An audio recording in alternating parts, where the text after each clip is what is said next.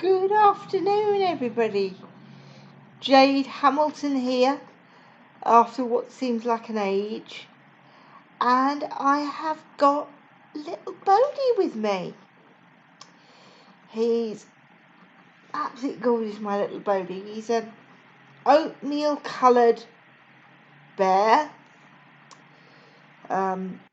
He's second hand. I got him from eBay a little while ago, and he's got his little blue polka dotted bandana bib on, and a little romper that's sort of pumice grey with turquoise stars on it and turquoise trim.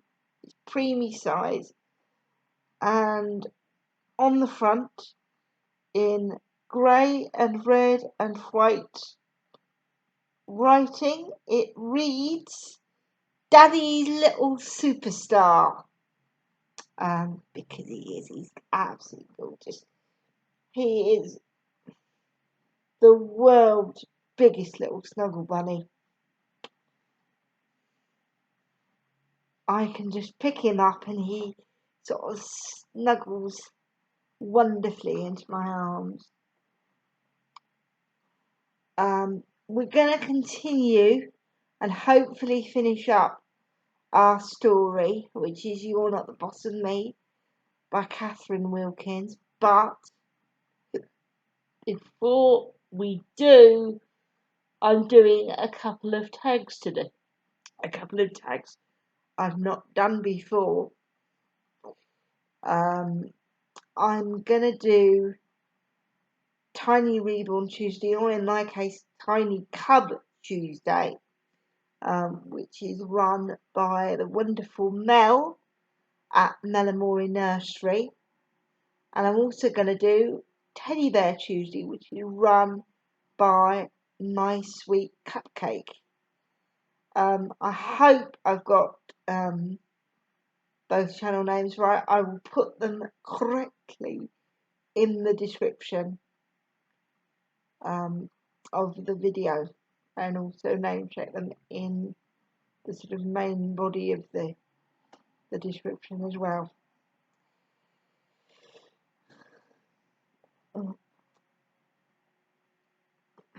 I'm so sorry about the dearth of videos, gang.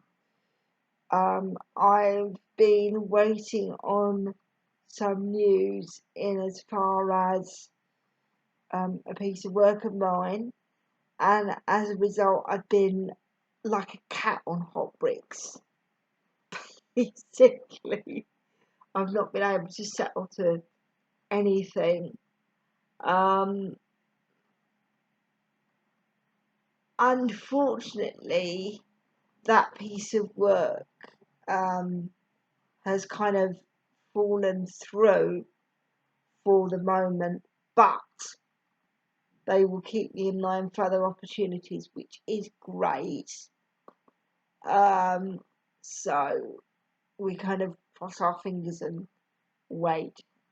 But thank you so much for sticking with me through this period of inactivity. I really do appreciate it.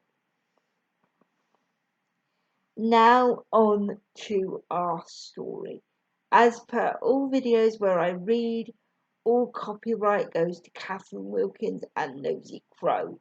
I own absolutely nothing. Grab yourself a blanket if you're chilly, because it's quite cold out today. Grab a hot drink if you've got one. Grab something to snuggle with if you would prefer that. And I'll get the story set up and I will see you shortly.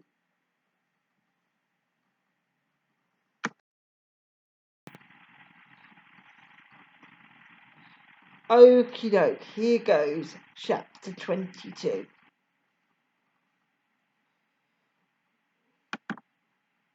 I spend most of my free time for the next couple of days tracking down every Year 9 gymnast I can find.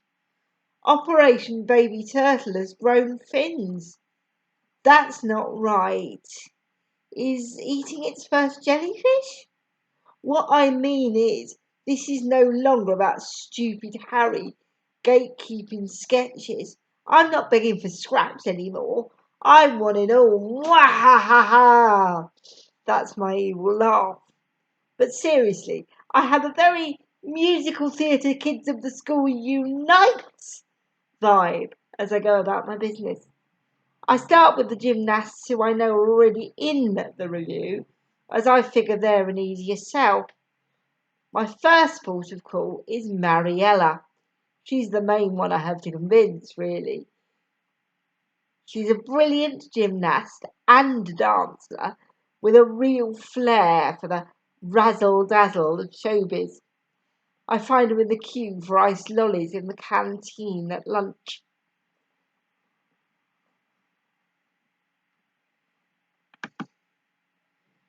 Oh, I love that idea, she gushes enthusiastically. That video is amazing. No, wait, hang on.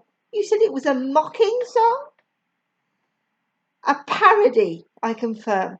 It's just like sort of some of the words changed a bit and stuff.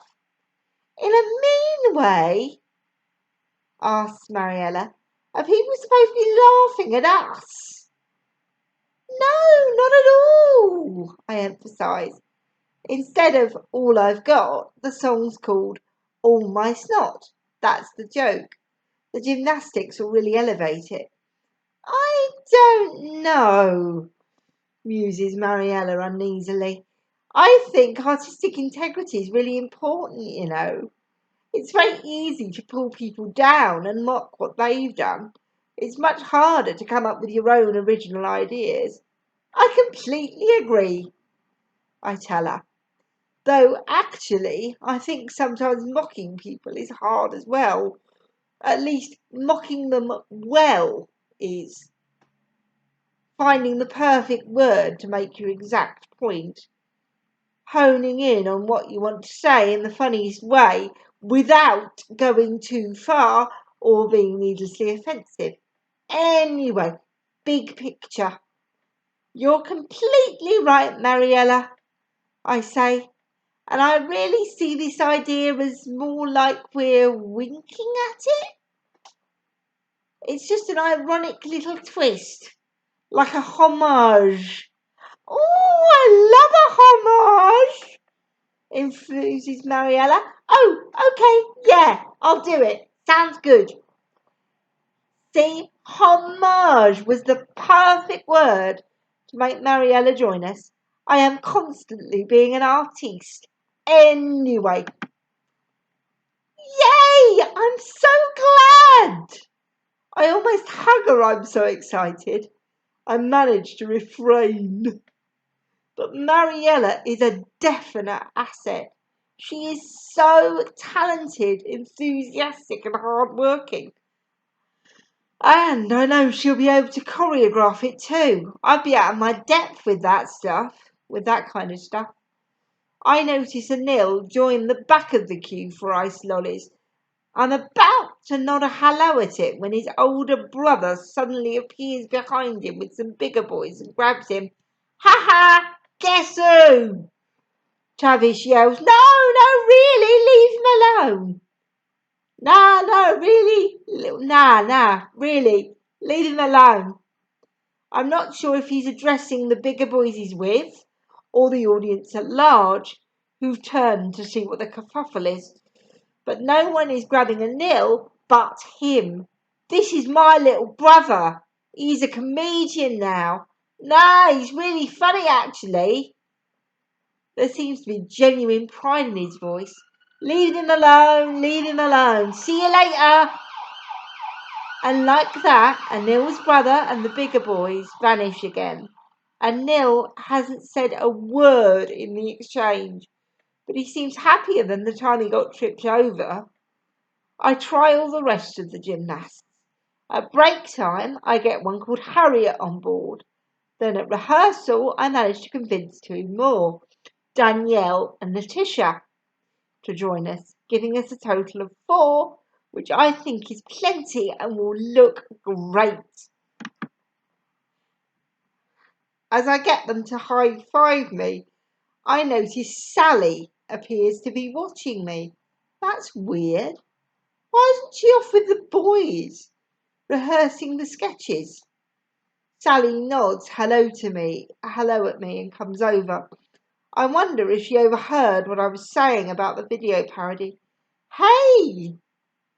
She waves a greeting to Danielle and Letitia, and they nod back. Are you secretly doing sketches with a nil? What? Why would you?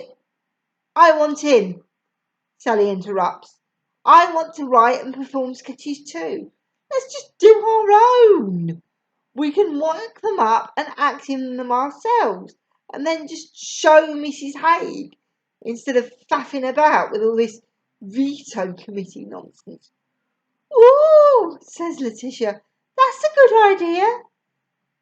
I'll be in them, offers Danielle. Me too, says Letitia. A thrill of excitement runs through me. Oh my God, okay. I grin. Can I read your sketch? Here. Sally hands me some pages. I read and instantly love Sally's sketch. It's about 4 astronauts travelling through space, but one of the astronauts keeps boasting that he's way more experienced than the others because he's been in space 5 minutes longer than them. I laugh out loud as I read it. This is amazing, I tell her, and she beams at me. I guess you were working through some feelings about...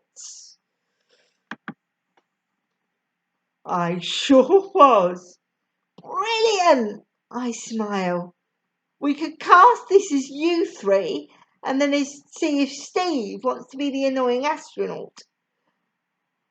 They all nod and grin at me. I love it when a plan comes together, says Sally. Hey, I say then, how does NASA get organised for space launch? They plan it. They all stop grinning and stare at me. Sally groans. Okay, don't judge me on that. I've got better ones. I was being naff on purpose. You definitely came to the right person with this. Stick with me, this'll be ace. I can't wait to tell Lexi all about this excellent development. A sketch throwing shade at those boys for trying to pull rank all the time. Talk about satire. I wonder if Sadie and May might want to come back now that there's some nice and fun people involved. Maybe May might want to be a gymnast. Sadie might want to play her cello. Oh my gosh, this is how I can unlock their potential. I can arrange for a cello from the music department to be at rehearsal soon, and May will be swept along once she sees the gymnasts rehearsing. May will want to double pike, Sadie will want to play her cello, and bish bash bosh, dreams being fulfilled everywhere. It's not exactly a trick. Okay, it is. But I'm so bored of them saying no. And even if it is sort of a trick, my whole family basically said that's okay because the ends justify the means. I fill in Lexi and Anil on Mariella, and then we go to check out the drama cupboard. It's small and cramped and smells musty, but there's loads of cool stuff in here. Says Lexi. It's mainly sort of period costumes and ruffles and stuff. Maybe we could do something with that, says Anil. Yeah, I reckon. Ooh, there's a sword. Pirates? It would be cool if there were spacesuits for Sally's sketch. Hey, look, Amy, a wig you could wear to be Tony Gala. Anil shouts with glee. I squeeze over to him and he's right. It's a long, ice pink, wavy hair wig, just like she wears in some of the video to that song. It's literally perfect. Is this the hair my big sister wants? It can't be. I grab it and try it on. Hot! Comments Lexi dryly, then disappears round a big coat. Anil helps me arrange the hair a bit. It looks brilliant, he tells me, grinning. That's going to be a great prop. Okay, awesome, I beam. We'll sign it out when we do the soft launch at rehearsal. Behind him, I spot one space helmet. Okay, that's a start.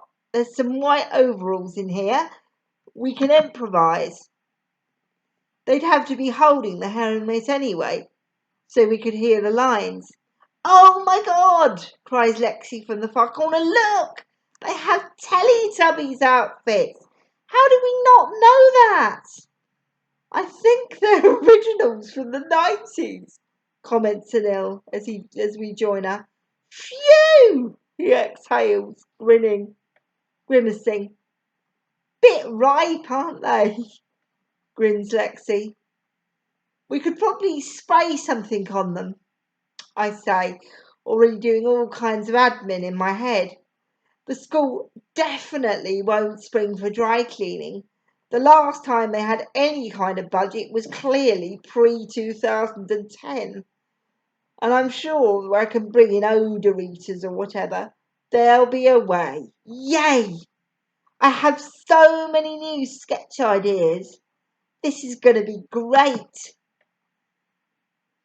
Chapter 23.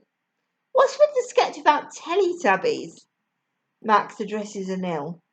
I sit in the circle of trust, as Mr. Spencer has now dubbed the workshop process, watching everyone treat Anil's new sketches, in inverted commas, with respect again. Yeah, I really like it, says Harry, switching focus, but you know there's no budget for costumes and stuff. There's Teletubbies costumes in the drama cupboard, explains Anil. The what? Says Harry. The drama cupboard, repeats Anil. You've had access to costumes and stuff. That's cheating, Max accuses, but jokily. No, it isn't. We all have access to them. You just have to sign them out, says Anil. What? Harry sounds genuinely annoyed. Why didn't I know about this? Freddie, why haven't you scouted the drama cupboard before? For us.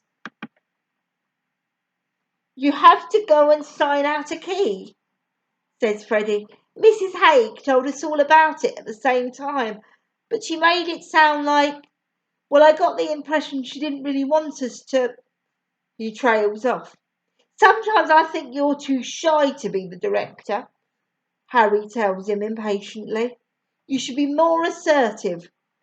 More like me, I think, silently. But it gets called bossy when I do it. None of us have been in the drama cupboard, defends Freddie. But you're the director. You've dropped the ball on this. You should have checked much sooner. This could be a game changer. Anil, give me the key. God, he thinks the world revolves around him. I don't have it, says Anil. You have to sign it out and bring it back each time. Ugh, what a faff. We don't have time for all this admin. Harry pauses and takes a breath. Okay, let's send someone to go and get the key for us now, and then we can go and have a look in a minute. Yeah, let's crack on with the read-through now, agrees Max. Harry looks around theatrically. Then his eyes land on me. Amy, this could be a good job for you. Be a pet and run along and nab us the key, would you? He says it so patronisingly. Max, Freddie and Anil snigger. No, I say. Sorry, says Harry, mock theatrically again. That's an order from your commander. Freddie, tell her. Freddie goes red. It would be helpful, actually, Amy, he says awkwardly. And you're not doing anything useful here, adds Max.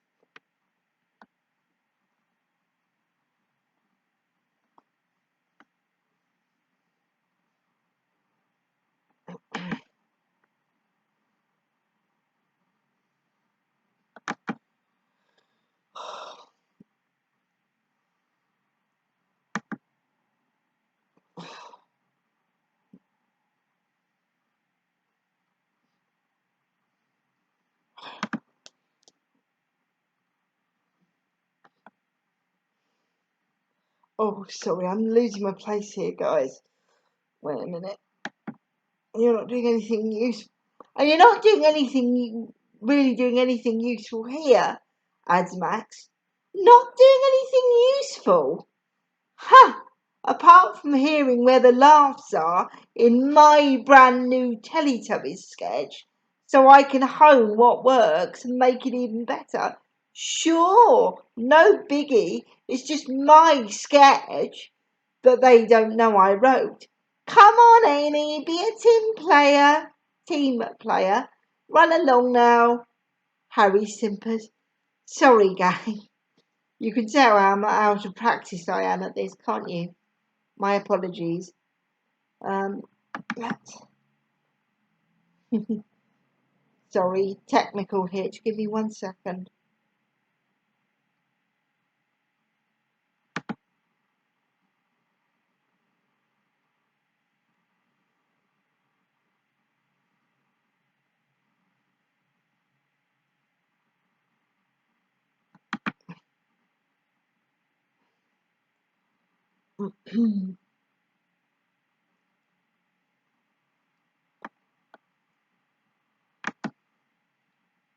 You may be ill-advisedly in charge of sketches for now, I tell him, but you cannot make me run. God, you're so lazy, comments Max. Lazy? Me? I am a lot of things, but lazy is not one of them. Just go, spits Harry. I am not missing my sketches first read through. No, I say again. Oh my God, fine. We'll send someone who isn't trying to sabotage the whole play, fumes Harry, trying to save face. Mary, you're up. Mary jumps. Where do I get the key from? I don't know. Figure it out, snaps Harry. The school office, supplies Anil. Okay. Mary gets up uncertainly and scurries away. Harry is vaguely satisfied that he has successfully ordered someone else to do his bidding, but he is still livid I defied him, and clearly feels the need to exert what I presume he thinks is some form of authority over me. So you finally got the message then, he says. What? I'm mainly just trying not to interact with him too much. Stop submitting all your terrible sketches. Oh, yeah. Is that suspicious? Harry smirked. Damn! I just technically agreed my sketches are terrible. Okay, shall we start the read through? Says Freddie. What? You have no comeback? Harry addresses me. Yes, you're the king of everything, I say sarcastically. I think your commander wants to start now. The others titter, and Harry looks annoyed. Thank you, sarcasm. They read. Okay, focus, says. Okay, focus, says Max. They read my Teletubbies sketch. Anil, Max, Harry, and another boy called Will take the main part. Freddie reads out the part of the narrator. It strikes me that this could have been an opportunity to cast some girls. I mean, Teletubbies are basically genderless. It doesn't even matter who plays them. Why do the same boys have to do everything? But the sketch itself goes well. It gets pretty decent laughs from the people sitting around listening and watching. I make notes of which bits worked and which didn't, and how I picture the action going once they're not just sitting reading. Everyone claps at the end, including me. And that's how you do that! Harry claps Anil on the back while giving me a defiant look. Irony. I really like this one, enthuses Max. Well done, mate, he tells Anil. Yeah, well done, Anil, I grin. I have some notes, by the way. Anil doesn't return my grin. Should I be more undercovery? No one cares about your notes. Harry is instantly annoyed. Why are you still here? It's an open process, I remind him. He rolls his eyes, so I continue. Is the casting fixed? Because I thought it might be good to offer some parts to some girls soon. Anyway, so the way I see it, once everyone's on their feet, I think it would be really funny if... Harry scoffs and then mutters something under his breath. There was a girl here, but you sent her away, which is not what happened. He sent Mary away. I ignore it. Action-wise, the Teletubbies always do this thing where they move like this. I gesture. It'd be cool to get that physicality across when... So, Anil. Harry's got bored and just cuts across me again. How do you like how we did it? Great. Anil looks awkward. Actually, I think what Amy said about moving is a good idea. Cool, great idea about the movement, Anil, says Harry, deliberately being obstinate. You know Amy said it, says Anil gently, and it wasn't her place to stick her nose in. It's your sketch. She can't bear not being in charge. Why are you such a bad team player? Harry addresses me. Look, I do sometimes deserve some credit, I say. Whatever, says Harry. Any other thoughts on the sketch? He addresses everyone else. Everyone talks over each other and I struggle to get through again. I'm so sick of it. We can't work like this. Stop, stop, stop! They stop and stare at me. Look, I don't want to be the bad guy and annoy you all, but you can't make Zavaglione without breaking a few eggs. I pause to chuckle. They stare at me. It's an egg dish. Anyway, my point is, this group has a problem with listening to each other. I quickly explain before they have a chance to interrupt me again. Freddie, could you not institute some type of system where everyone gets a chance to talk? Oh my God! Harry sounds exasperated, but like he's also playing this for laughs. Is there not a sewing group, club, or some girl guides or something that you could join and hassle them and ruin their lives and just leave us alone? Max, Freddie and the others chuckle awkwardly, but don't look that amused for once. Wait, do they think Harry is going too far? Surely not. Oh my God, this is it.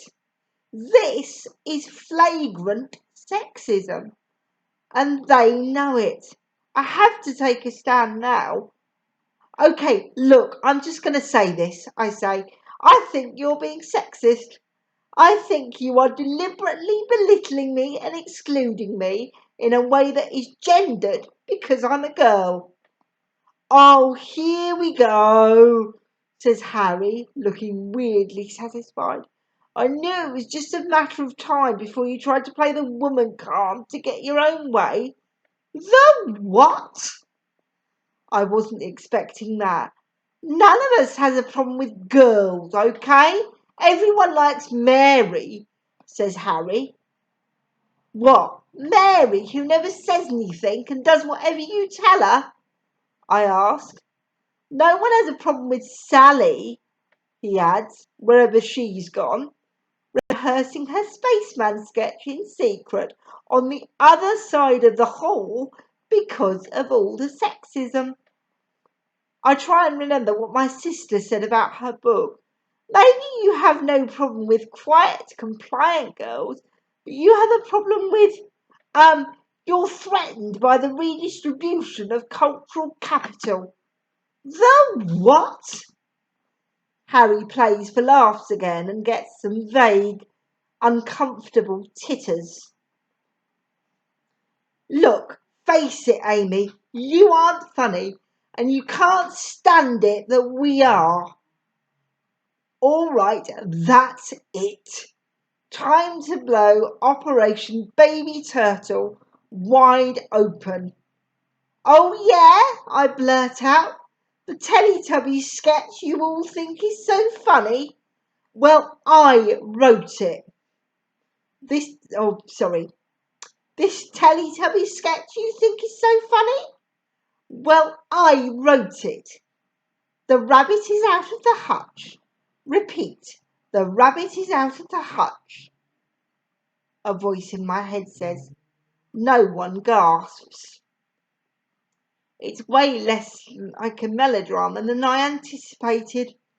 It takes a second to realise that's because no one believes me.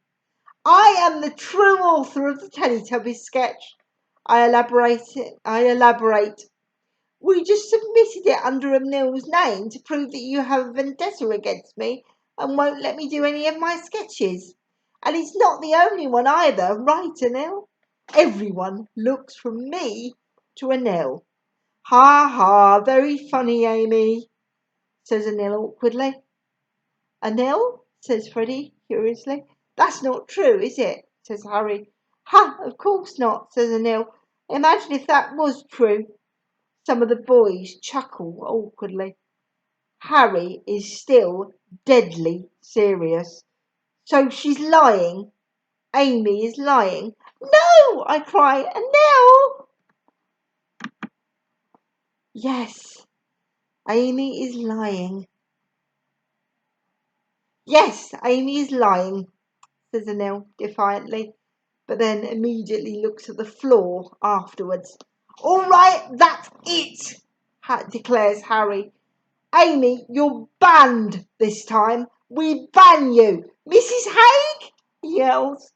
Mrs. Haig has been wandering nearby, lost in her own thoughts, and seems to have no objection to being yelled at when it's done by Harry. Yes? Or rather, yes, she blinks at him. Amy's causing so much trouble that we want her banned from sketches. Oh, Amy, what? No. She frowns at me. Miss, I know there are I have tears of frustration in my eyes. It's my sketch. It's my sketch. They're not letting me do anything. Amy's lying and saying she wrote a new sketch, states Harry. She's constantly trying to take over and derail everything. It's just too disruptive. I think the only fair thing to do, for the sake of everyone else who's working hard, is just to ban her altogether from sketches. It's the only way we can focus on our true vision. Anil looks utterly panicked and torn. Anil, says Mrs. Haig, is Amy lying? Yes, says Anil. He looks wretched. Okay, Amy, perhaps you better be banned from sketches, says Mrs. Haig. What? No! I yell. It's just constant with you. Long story short, you're the common denominator of every complaint I seem to hear. It seems like the best solution is to ban you from sketches. It's over. Don't ban her from everything, pipes up Harry. Let her do her little songs or whatever. Yes, that's fine. Mrs. Haig nods. I turn and walk away. Chapter 24. The injustice. I am so devastated. I can't work out if I'm more angry or more flattened and defeated than I've ever been. If it weren't for the comedy songs I'm doing with Lexi, I'd probably quit the review altogether. And also I have to help do the gymnastics bit, And also I have to help Sally with her sketch and somehow get revenge or just lie down and cry. But I can't quit because I have to make my mum proud. And we're not allowed to quit in our family. We're not allowed to quit in our family. We're not quitters. Millers don't quit. I can't believe I thought Anil was my friend. He's just a mean coward. He sabotaged my career. I should have known Operation Baby Turtle was a terrible idea. It was misnamed from the start. Baby turtles are called hatchlings. I mean, come on. At least, and this is me trying very hard to find a silver lining because I am a very positive person, but at least spreading myself so thin does mean I still have lots of fun stuff to focus on. I'm really enjoying the gymnastics stuff and Sally's space sketch and the songs with Lexi. We're now working on our third and final song, the grand finale. Mariella has got permission from Mrs. Haig for us to do proper gymnastics. So we've got out a couple of crash mats and Mariella has started some choreography for us already. It's just brilliant and I love it. Even though we haven't done our soft launch yet, and so technically Lexi hasn't said yes to us performing all together, I figure that worst case scenario, we could just play the original song as a soundtrack for the Ace Gymnastics. But now I'm really determined to make it work, as long as I don't think about how sad I am and just focus on my anger. And I can't stop crying, I sing with emotive, gleeful feeling, but it's what the heart wants. Our small and select crowd has grown a bit bigger.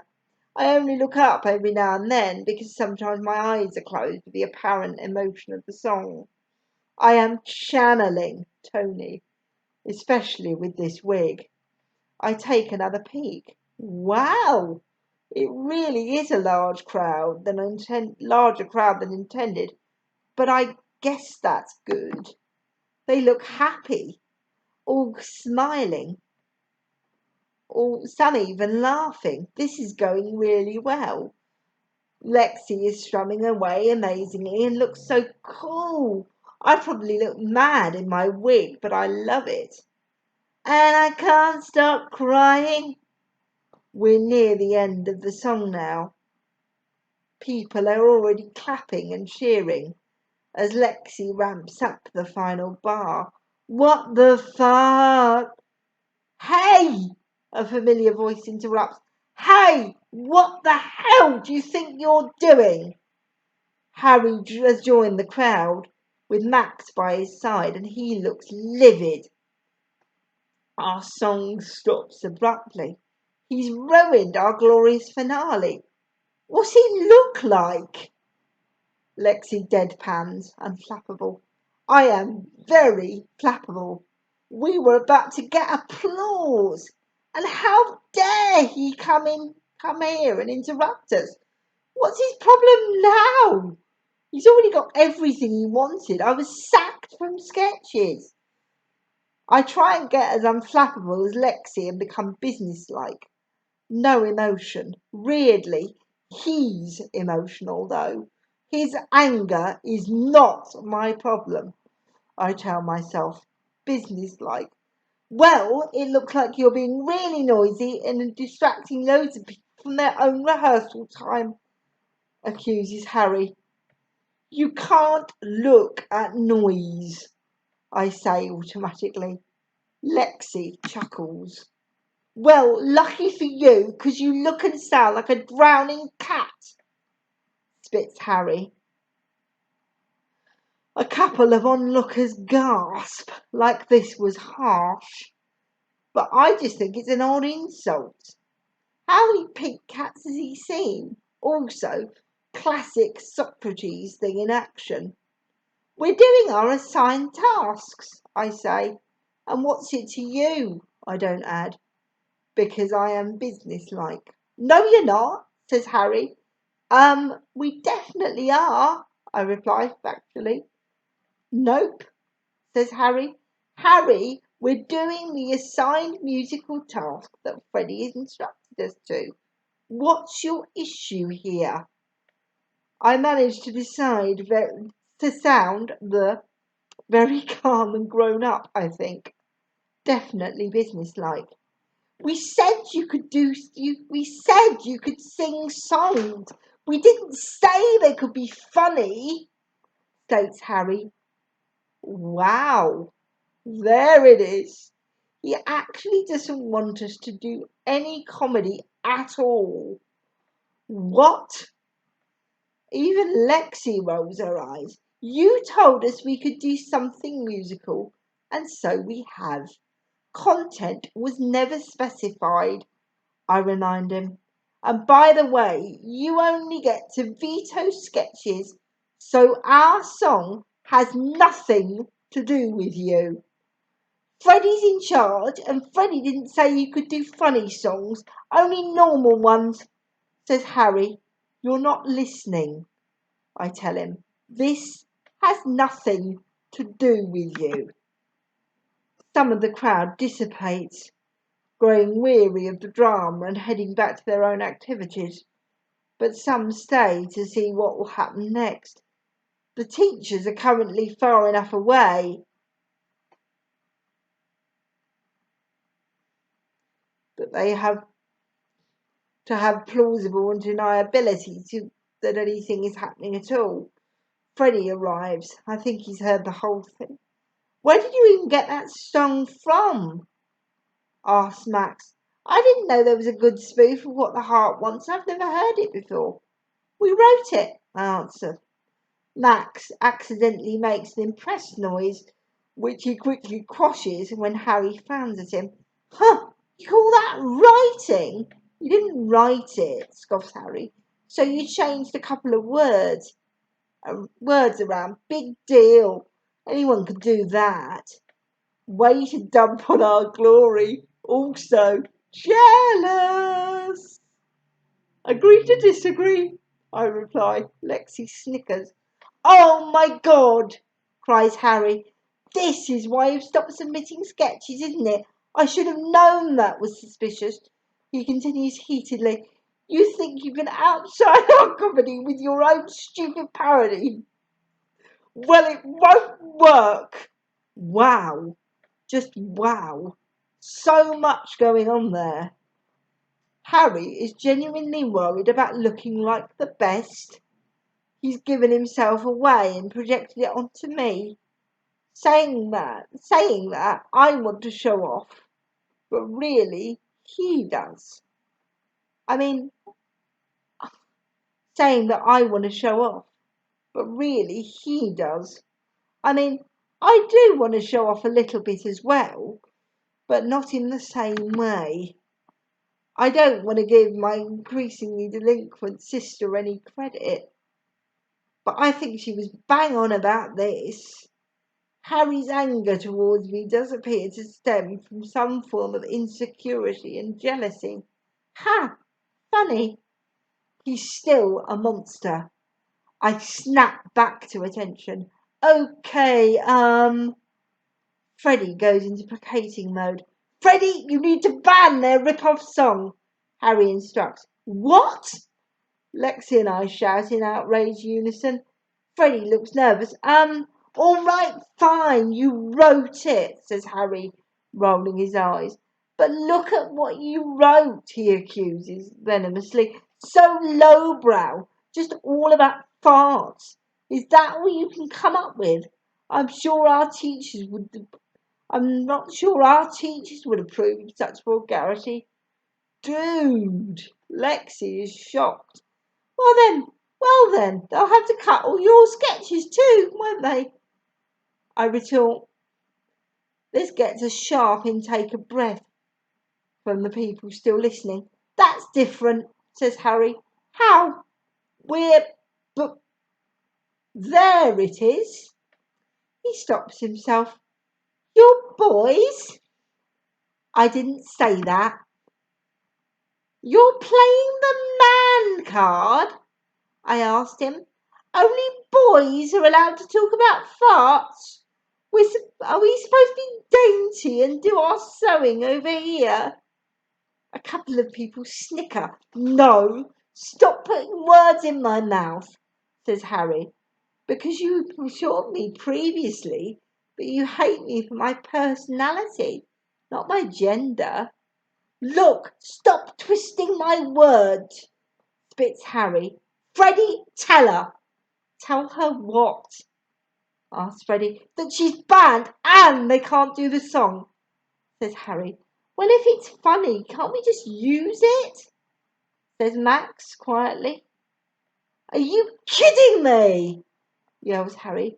Calm down, man, says Freddie gently.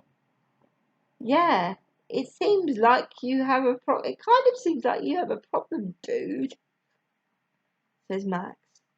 Oh, you know what? Fine, snaps Harry. Fine. Everyone knows guitars are just applause machines anyway. Losers. He directs this last insult at me and then turns and stalks off. Max and Freddie exchange a worried glance and then follow behind him. Anil shoots me an apologetic look, but then follows too. Chapter 25. Lexi and I sit down in our favourite spot. The song is good. We're doing it, says Lexi. Lexi hates being told what to do. Harry telling her not to play this song has made her fully want to do it. Cool, okay.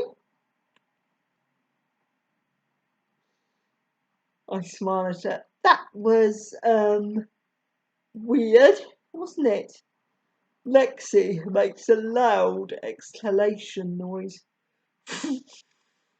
That dude has issues.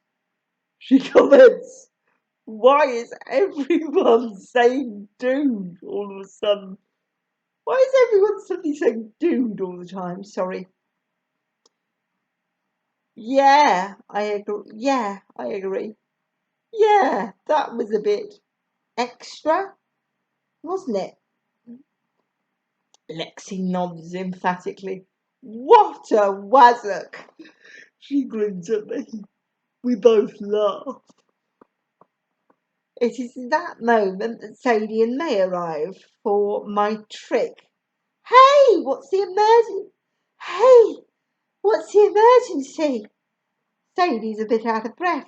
Yeah, is everything okay? May looks worried. So glad you could make it. I beam. Okay, I beam at them. Okay, I knew you'd never come if I told you the truth. Sorry for lying. But may I present you a new gymnastic troupe to be part of? I gesture towards the crash mats, where Mariella is standing on Harriet's shoulders. And Sadie, may I present to you your own cello for this activity so you can play in front of the whole school. Ta-da! I do jazz hands excitedly and wait for their delighted gratitude. You lied to us? Asked May, sounding surprised and hurt. What? Sadie sounds annoyed. I can't believe you. We told you we didn't want to do those things, says May. Yeah, but I thought you were just saying that because you were scared and you don't have to be. I explained. No, we said it because we don't want to do it. Sadie, no, you're not listening. I continue. It'll be fun. Oh, we're not listening, says Sadie. Yes, because now we can unlock your inner potential and oh God, are we still on that? Sadie puts her head in her hands. Amy, why didn't you listen to us?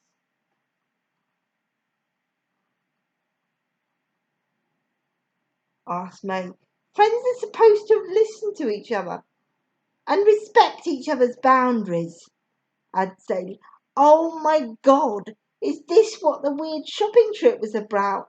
Oh, gasped May, with the sushi and the bras. Wait, how would that help us unlock our dreams? That was because I found a. Okay, you guys are so scared of stuff. And all those activities were supposed to help get your self-esteem up so you don't let life pass you by.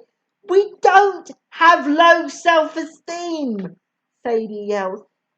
Do you think there's something wrong with my bras? Asked May. Or if I know, I cried, that isn't what. You're a bad friend, Sadie accuses. How dare you judge us like this?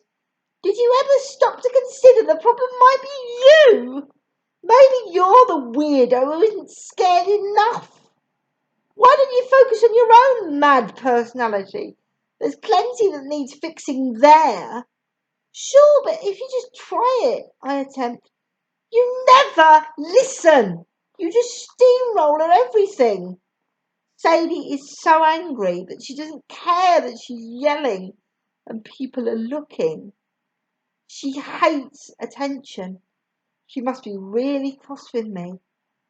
I start to feel bad. I'm worried I've done some damage. Sorry, I say. Too little, too late, says Sadie. Forget this. I don't need a so-called friend judging me to be wrong all the time. That's what the rest of school is for. She turns and stomps up. I'm really sorry, I call out. I was trying to help. I finish weakly. May, I'm really sorry, I tell her. I think I may have misjudged this idea. You think? You think? May is sarcastic. Then she looks sad. You can't save everyone all the time, Amy. You need to. She shakes her head unhappily. You need to grow up. May stalks off after Sadie. I stand there, feeling sad and confused and guilty.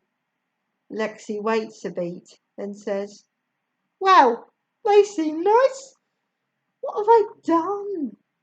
I sit down heavily on a chair and slouch right down, glumly. I think in general the tricks are best left to me, devised by me, says Lexi. Oh yeah, because Operation Baby Turtle went so well, I counter. Don't start on me, says Lexi. That's a red line. Sorry. Also, it's just a temporary hitch. I still have high hopes for Neil sorting himself out. Yeah, right, it's over, I say sadly. Ooh, what's this? Kaz asks, rifling through my school bag, which I've left on the living room floor. Oh no! I forgot to put the wig back after rehearsal. I gasp. Ha! It's a wig? Kaz lifts it up. Oh well, no one else probably needs it anyway. Whoops, though, I sigh. I'm getting sloppy, like my parents. Is this what happens when one's doing too much? I mean, am I doing too much? Or is it fine? I'm just fighting a feminist revolution and partially masterminding a clandestine operation where I secretly write and direct other people's sketches, plus co-writing and singing songs. Cool colour. Kaz strokes it. Is that what hair colour you want? I asked Kaz. Am I in trouble with school? No, it was an accident. I'm sure it's fine. I'm sure it's fine, I say out loud to assuage my worry, and it's much easier to apologise than get permission. Woohoo! Great saying, says Kaz. Hey, I've just thought of a brilliant trick for Mum and Dad. Can I borrow this? Not right this second, but soon. Yeah, I guess so, but not for long. I need it for the play. Cool, says Kaz, her eyes twinkling. I hope I haven't done too much damage there. Kids, dinner's ready, Dad calls through the laundry-blocked archway. And then get this. Mum is monologuing about her day at work as we all hoover up Dad's normal amount of cooking time spaghetti bolognese at the dinner table. Simone comes to me and says, we're going to have to give you David's project as well. And she tried to schedule the outcome meeting for when Belle's karate exam is, basically goading me about parental leave. Not another project. You've taken on so much as it is, says Dad. I know, replies Mum. Can you believe the nerve of them? And they tried to flatter me into it too. You're the only one who can handle it. No one else has your stamina. Translation. Everyone else has learned they can just make muggins here, do it all. So I quit. What? I hear myself yell. Not my whole job, amends Mum quickly. The project. But still, I thought we're not quitters in this family. I say, I thought we don't quit anything, ever. One of my earliest memories is being scared to swing on a rope swing across a river and Mum making me do it anyway because we're not quitters. Mum actually quit something? This is like finding out Superman always takes Mondays and Wednesdays off to go kayaking. That only applies to comedy shows, replies Kaz wryly. What happened when you quit? asked Dad. They offered me a one-off bonus, not a real pay rise. They begged me to reconsider. Finally, I agreed that if they got together a team, I would help oversee delegating to other people. They've got to realise what it takes. Plus, mini bonus. But you quit something? You actually quit something? I yell. Why is no one addressing this monstrous turn of events? Yes, you know what, says Mum seriously. I do owe you an explanation. Girls, listen to me. I think I may have inadvertently modelled some bad behaviour here. With the I'm with stupid t-shirt? Kaz nods suddenly. Yes, it's okay though. No, Kaz, stop joking for a second. No, Kaz, stop joking for a second, snaps Mum. I'm serious.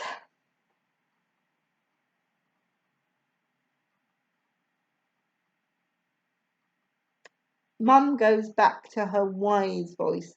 I've always told you to never quit, and broadly speaking, that's a noble and worthy mantra to live by. But there are caveats. Caveats?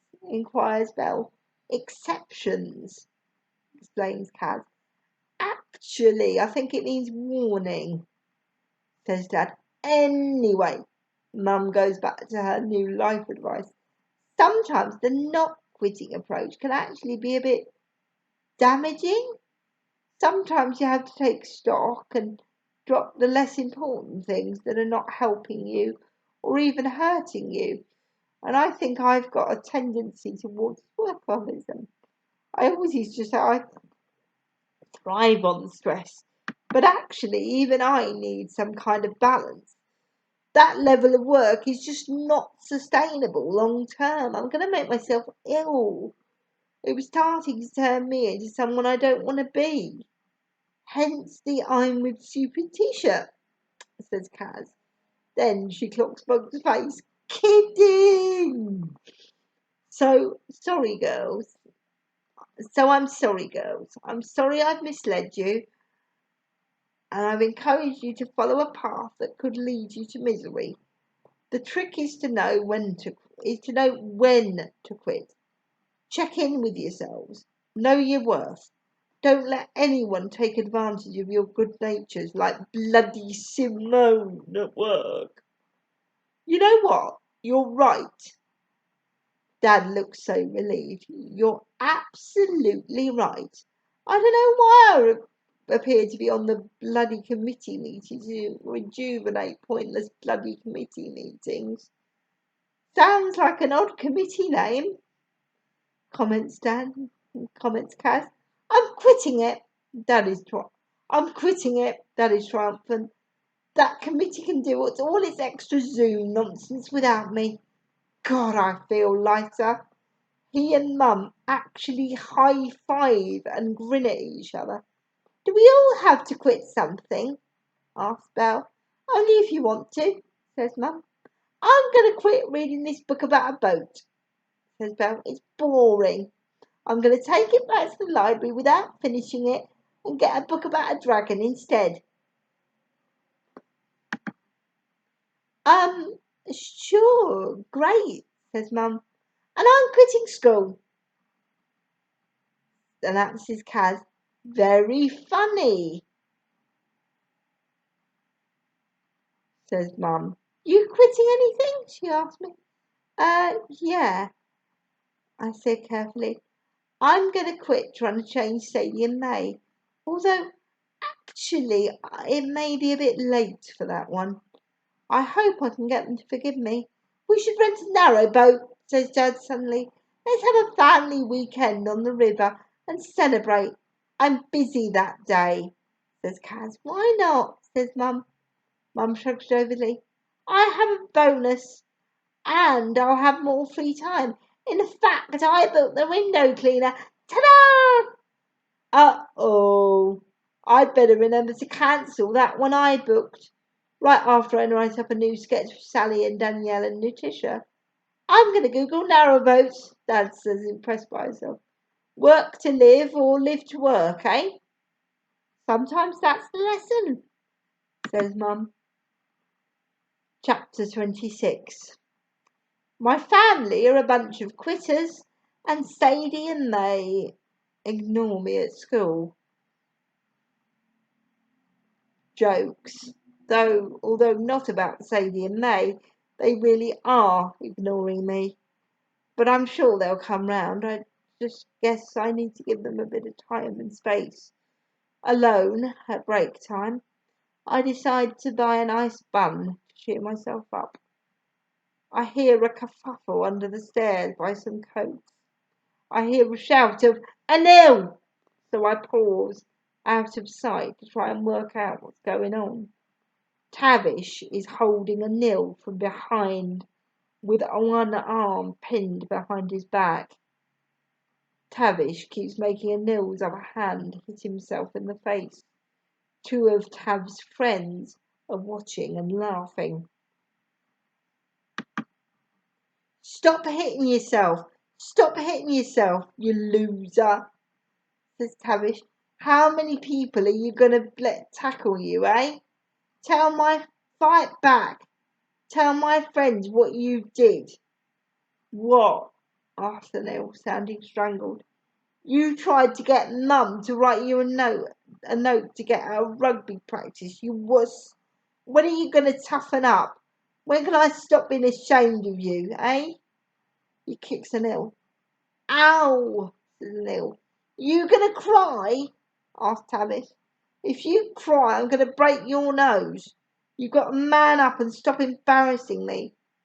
Leave me alone, says Anil. Leave me alone, Tav mocks him. Tell me about this room where I heard about you singing and dancing in the play. What? Anil still sounds strangled. I'm not. I was sort of helping, but... No, you don't, says Tavish. You just do comedy writing, okay? That's funny. You're friends with too many girls. I don't want you singing and dancing, little brother. It's bad enough you suck at rugby. If you stick with comedy, I might leave you alone. This is a warning. He releases Anil and the bell goes. My legs automatically take me away before they see me. I should have said something, but would that have made it worse? I always knew Tavish had a mean side, but that was just toxic. Why are people like that? Like, so what if Anil did want to sing? Why can't he sing? What is this gender nonsense? It doesn't make any logical sense. Why can't everyone just calm down and live and let live? I show Lexi, Sally, Harriet, Danielle, and Letitia my new sketch, and they like it. We agree we'll practice it, and then show Mrs. Haig and Mr. Spencer both this one and Sally's space sketch as a finished product, explaining the boys weren't going to let us do them. Not sure me being banned helps our case much now, though. Harry has worked out that the cool gymnast display is to do with another of our comedy songs and stands at our rehearsal with his arms folded, clearly annoyed. But what do I care? What else can he possibly do to me now? I find out pretty soon. Lexi and I are concentrating on our songwriting and don't notice him sneak up behind me. Look out! He shouts. I jump, and suddenly a cold, fizzing liquid is being poured on top of my head. Shocked, I kind of do a weird spasm. Then I cower, close my eyes, and raise my hands at the same time. Ah! A shout escapes me. What's going on? Is this an acid attack? Does it hurt? Laughing. Harry laughing.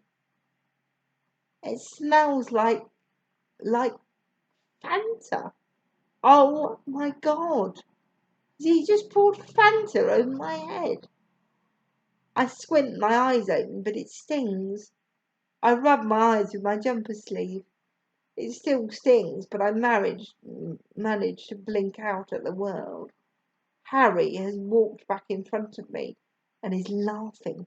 And that's how we do that, he says smugly.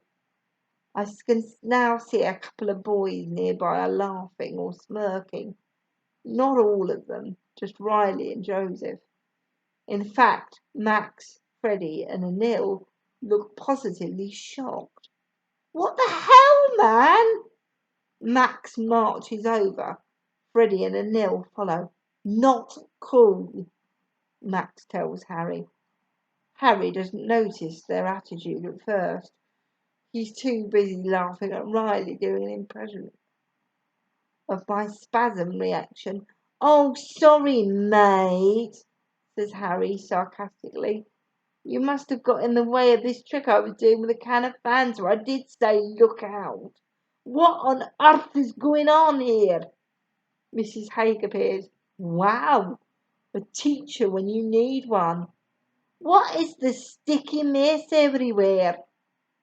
She continues. What on earth has happened to Amy?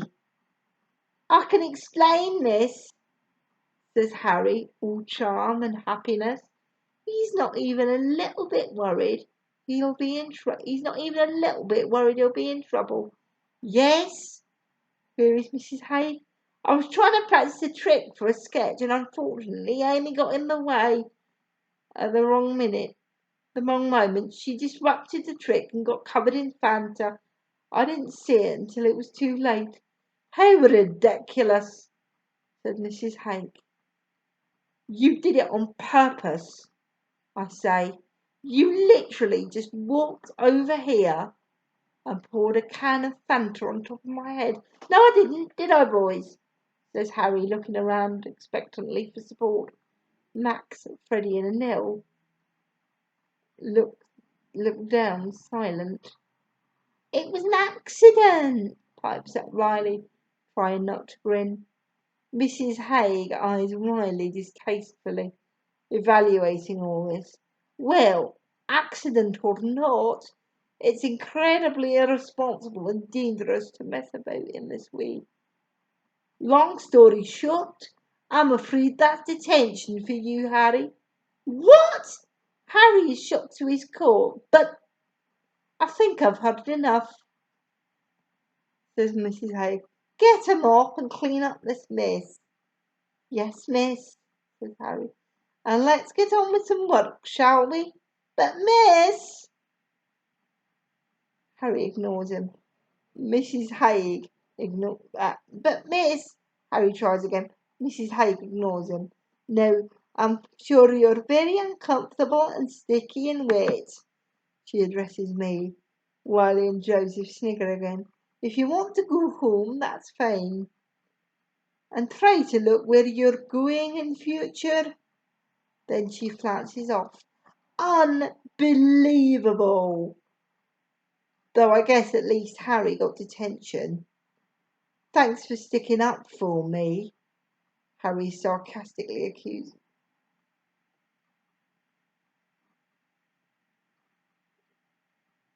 Max and Freddie when Mrs. Haig is out of earshot. What is wrong with you? Says Max. Leave Amy alone. Yeah, you shouldn't have done that. And then agrees. What's so great about Amy all of a sudden? Says Harry. Why do you care? Do you think she's some great sketch writer? Do you have something to say about that, Anil? Any confessions? Well, actually, no, nothing. Well, actually, no, nothing. Anil looks down awkwardly, and Harry laughs. We need to rehearse, says Freddie. Yeah, come on, agrees Max. Get it together, tells Harry. See you over there in a sec. Bye-bye then. Harry smiles at me sarcastically. I'm not leaving, I hear myself say. You're not? Harry sounds genuinely surprised. Oh, you'd like that, wouldn't you? I say. Yeah, that's kind of why I did it, says Harry. Riley chuckles again. So you admit you did it on purpose? I say. Harry darts to where the teachers are roaming the room. Prove it. He smiles and folds his arms. Congratulations! You're a terrible person, I tell him. I muster all my dignity. But guess what? You can't bully me away. Nice try, though. Lexi stands up with intent, and Harry actually looks a tiny bit scared. She takes a step towards him, and he takes a step back. Yeah, real tough guy, she comments sarcastically. My beef isn't with you, Lexi, says Harry rarely. Too late, she tells him. I am so bored of your whiny, pathetic, thirsty gibberish. Riley and Joseph laugh. He tries to recover face. What happened to you, Lexi? He counters. You used to be cool. You've been hanging out with her too long. Her is my friend, retorts Lexi. You just poured a can of fizzy liquid over my friend. I don't like it when people do that, so I'd think very carefully about your next move if I was you. Whatever, Harry finally says, and they walk away. But I feel buoyed up because I've finally made the grade to be Lexi's official friend. Yeah, he's gone, Lexi tells me, as Harry and Riley and Joseph retreat anticlimactically back across the hall. Oh, thank God, I sigh, shaking, but managing not to cry. I'm going to get you some loo roll, says Lexi. Hang on. She disappears and comes back a moment later. She pats my head with some loo roll. You're in shock. Maybe you should go home. No, that's what they want me to do. I refuse.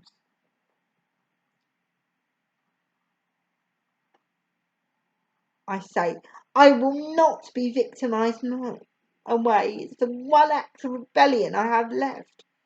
Is Mrs. Haig starting to see through Harry? Why can't she see through Harry? I asked, frustrated. Mrs. Haig isn't very bright, says Lexi. I splatter laughter, in spite of myself. I've never heard a teacher described that way before. Lexi and I practiced our two existing songs a bit, and then it's time to go home. Not a great day so far. Well, what with still not speaking to Sadie and May and getting covered in Fanta. Chapter 27. There she is, yells Mum as I enter the house and drop my bag in the front by the front door. I head to the kitchen and source of the yelling.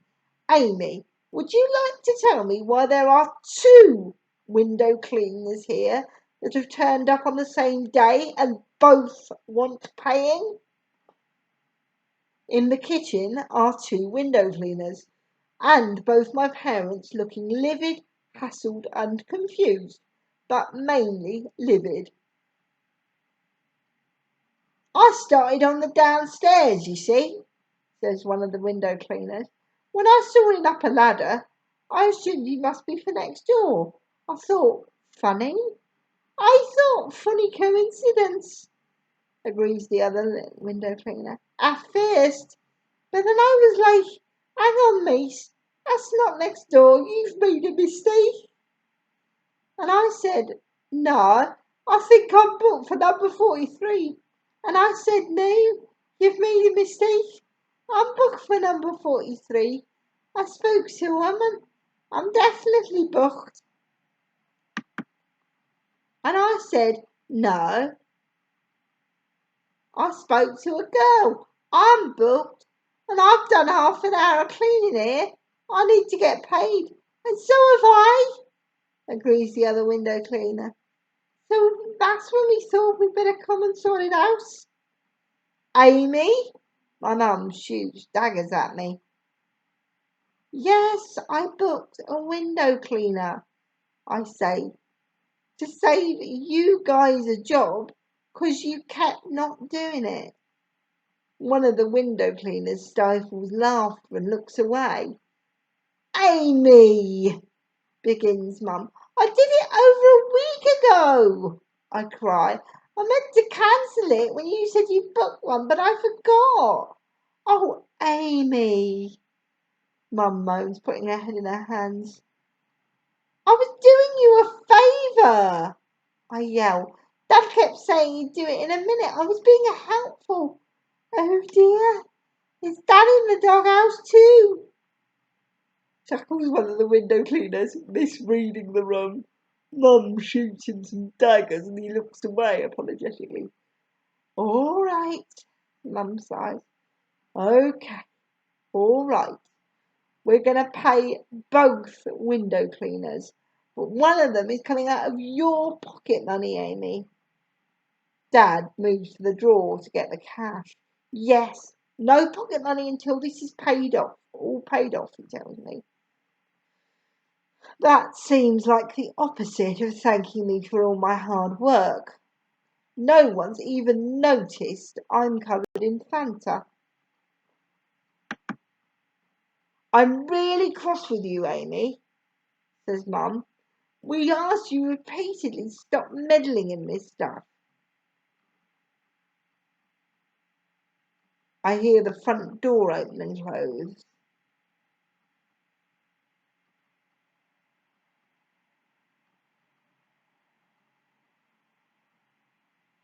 Is that Kaz coming home? She's late. You have got to listen to us, says Dad. Stop steamrolling everything and doing whatever you want to do anyway. I know you think you're helping, but really you're not. Okay, that advice is starting to feel like a pattern. Where's Kaz? Was that her coming home? Why didn't she come into the kitchen to say hello? My dad hands a wad of cash to each window cleaner. Thank you kindly, says one. Much obliged, says the other. Sorry about all this, Mum tells them. Oh, don't worry. One waves her hand like she wants to help. Mine were much worse than this as teenagers. Before my parents can usher the window cleaners out, Kaz entered the kitchen, proudly wearing my pink Tony Gala wig. What the hell? Mum gasps. That's what she was doing in the hallway, taking the wig out of my school bag and putting it on. Do you like it? Kaz beams. No! Yells Mum. So you'd be awfully cross if I dyed all my hair this colour? Kaz asked. Yes! Mummy's staring at Kaz like she can't believe it. Well then, you're in luck, announces Kaz. Ta-da! She lifts off the wig, revealing her real hair, the tips of which has been dyed pink. Dusty rose. Much better, right? The window cleaners exchange a look. Well, we'd better be going, says one. Yes, much obliged, says the other. They squeeze past us, and Dad sees them out the front door. Who were they? asks Tess carefully. Window cleaners, I answer.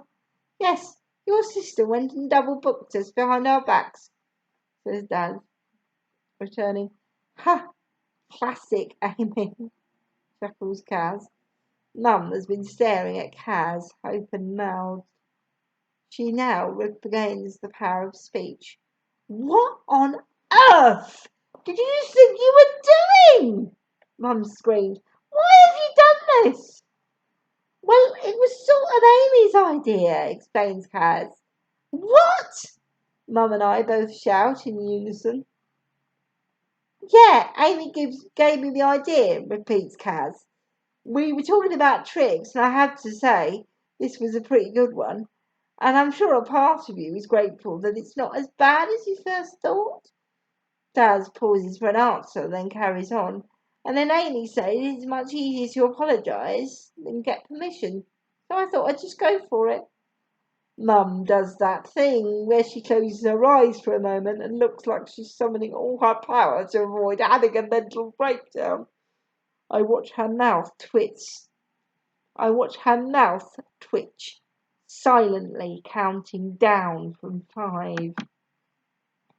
Finally, she opens her eyes. You're both grounded. What? Cries Kaz. Oh, come on, it's not that bad. Look what Amy did. She booked too many window cleaners. That's way worse. Just punish her. I've had it with you both, says Mum. Get out of my sight. But, starts Kaz. Out! Dad bellows. So we scramble from the room. Chapter 28. I can't believe Kaz just threw me under the bus like that. Classic deflection.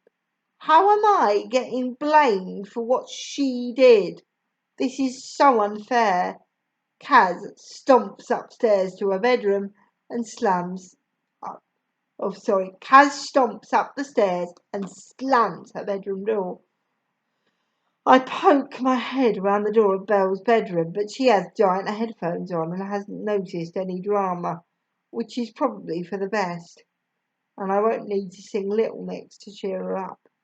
I figure I'd better have a shower and clean up how sticky I am. I have to shower and wash my hair carefully. I wasn't going to wash my hair until tomorrow. This is highly irregular. I wake up the next morning feeling wretched. No one speaks to each other over breakfast. Kaz isn't speaking to our parents because she thinks they overreacted. She's not speaking to me because she thinks my plan didn't work. My parents aren't speaking to either of us because they've just really had enough now. I guess this upset has taken off. Oh, excuse me. I guess this upset has taken the buzz off them quitting half their jobs so they can enjoy life again. No one in the family knows or cares that I got covered in Fanta or that I was trying to help. Poor Belle, she's done nothing, and it's a horrible atmosphere for her. I sang one line of Lizzo's Juice when Daz passed on the orange juice to try and lighten the tension, and Mum gave me such a filthy look that I stopped straight away. I wasn't really trying to blame my actions on the juice. No one speaks to me at school either. Sadie and they blanked me and shake their heads when I entered their classroom. They did this I approached them and they turn away. They did this yesterday too. That's another fun new pattern. Hi guys, are you still mad at me? I asked them pointlessly. No response. I'm really sorry. Please, can we still be friends? I'm going to get better at listening, I promise. What can I do? We're still too angry to talk to you, says Sadie. If you want to practice listening, absorb that information and leave us alone. Okay. I guess I am snookered into not trying to make up with them. I sit on my own at lunch. I didn't bump into Lexi or any of my new gymnast friends. I would have sat with them if I had. For the first time ever, I start to feel very alone. I'm a very positive person. I like my own company. I get loads done. But today, I'm terrible company for myself. I'm so miserable. I can't seem to cheer myself up again. I wish I could tell Mum or my sister or Sadie and May that Harry poured a can of Fanta on my head. I am still really sad and angry, though glad he at least got detention. But not sharing these things makes me feel more lonely. I can't think of any ways to fix things, partly because trying to fix things is part of my crime. I can't I'm just in this vicious cycle of regret and shame that I can't shake off. I'm a failure. I couldn't save my family from the tyranny of disorganisation. Just made them even more stressed and cost them and myself money. I couldn't adapt to the new regime of quitting to strike a healthy balance. I couldn't save my best friends Sadie and May for being too shy to do stuff and uncover their dreams, because it turns out that they like being shy, and that makes them happy. I couldn't break the comedy show glass ceiling and help those other girls. So I hope they can still get through, even though I got myself banned and covered in Fanta. I'm definitely a failure. I realise I'm about to cry at school and I really don't want to. Where can I go? People will hear me in the toilets. I quickly go and sign out the drama cupboard key, and I lock myself in there and cry and cry. After what could be 5 minutes or 100 million hours, the door opens and someone else comes in. I quickly stop crying and try not to wake that weird hiccuping noise with jagged breathing. Hello, calls a voice I recognise. Amy, are you in here? What do you want? I ask an ill customer. I blow my nose as he squeezes round the big coat looking for me.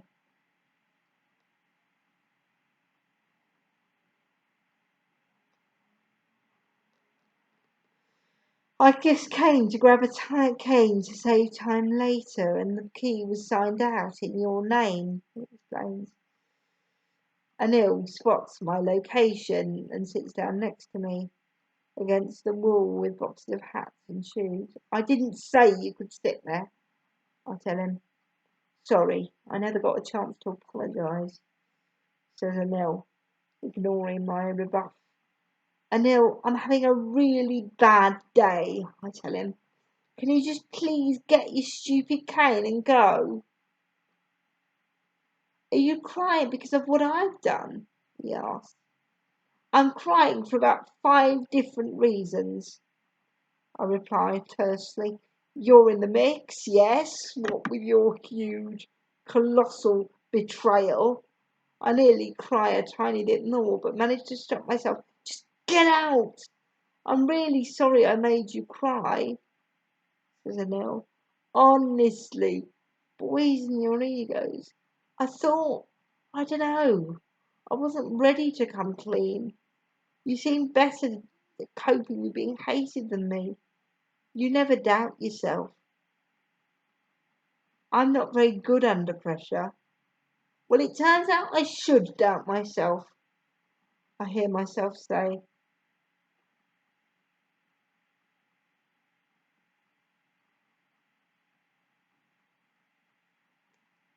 Because apparently I steamroller everything.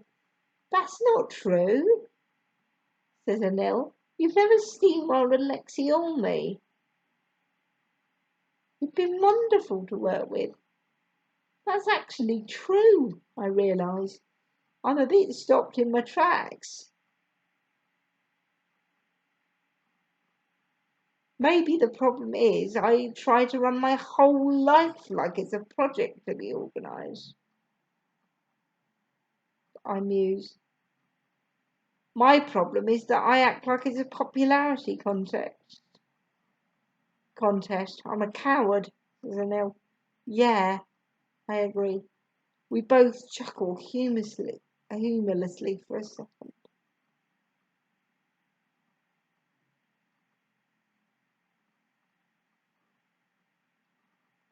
What else has happened? Anil asks me.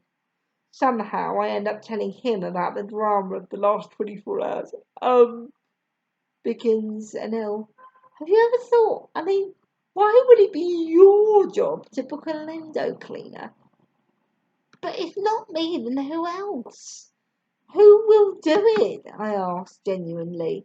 Well, your parents, it turns out. They're full adults. You've got to pick your battles. You can't help anyone if you're burnt out from trying to help everyone. Why don't you just do one or two things really, really well instead of this scattergun approach that isn't very well thought out and just makes people mad at you? Damn, I say. And Neil is blowing my brains a bit here.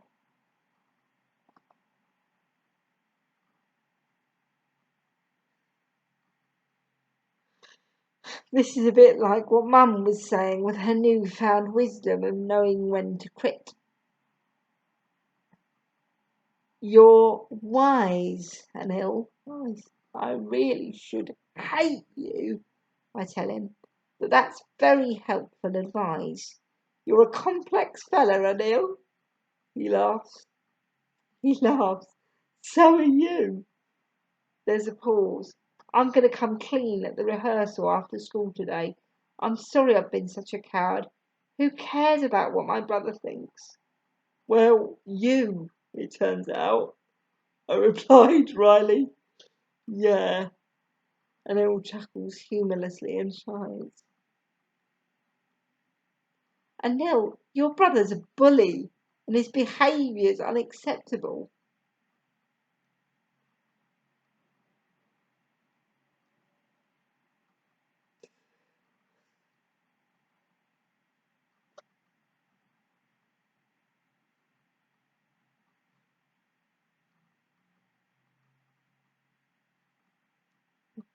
Look, I know it's easy for me to spout my high-minded rhetoric when I'm not the one being beaten up, but you should just punch him in the nose.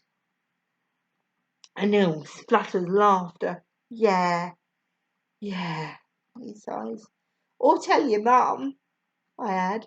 He's terrified of your mum when she's cross, I seem to remember.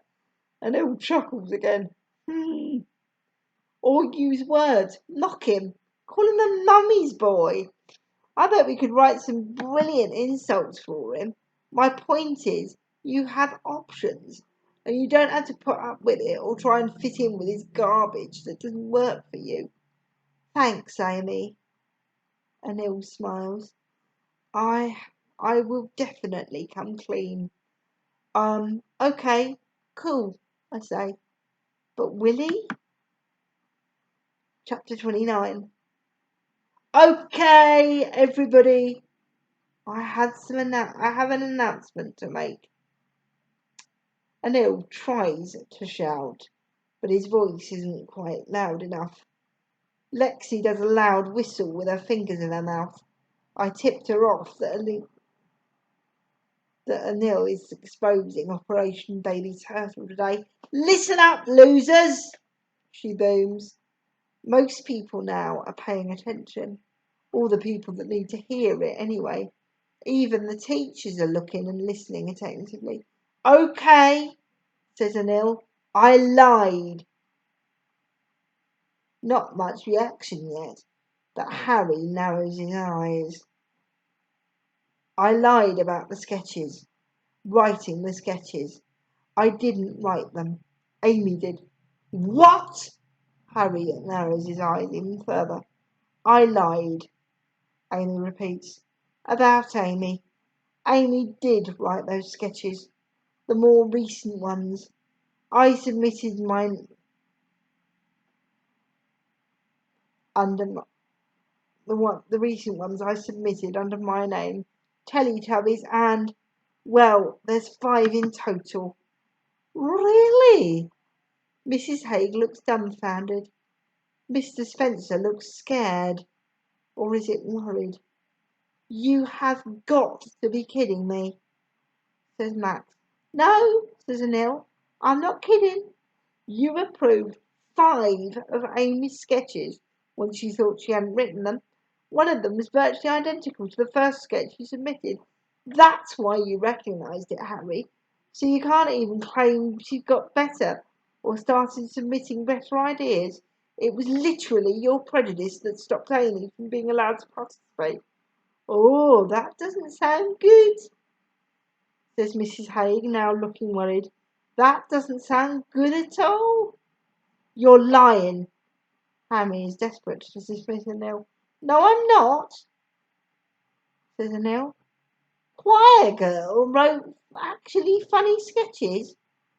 Max is still taking it all in. And you like them?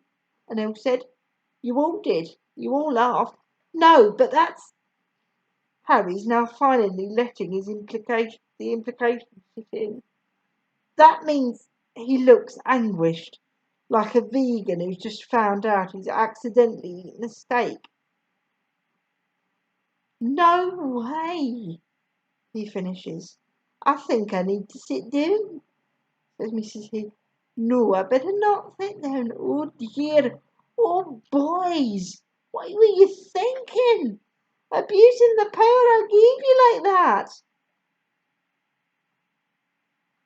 Why did you never listen to Amy? Anil asks her. Perhaps if there'd been a little more supervision, says Mr. Spencer. No, thank you. I'm talking, says Mrs. Hay. I did listen to Amy, she lies. It just always looked like she was causing trouble. I didn't realise. Oh dear. I didn't realise, she trails off. Oh dear. This really doesn't look good for equal opportunities at the school, begins Mr. Spencer.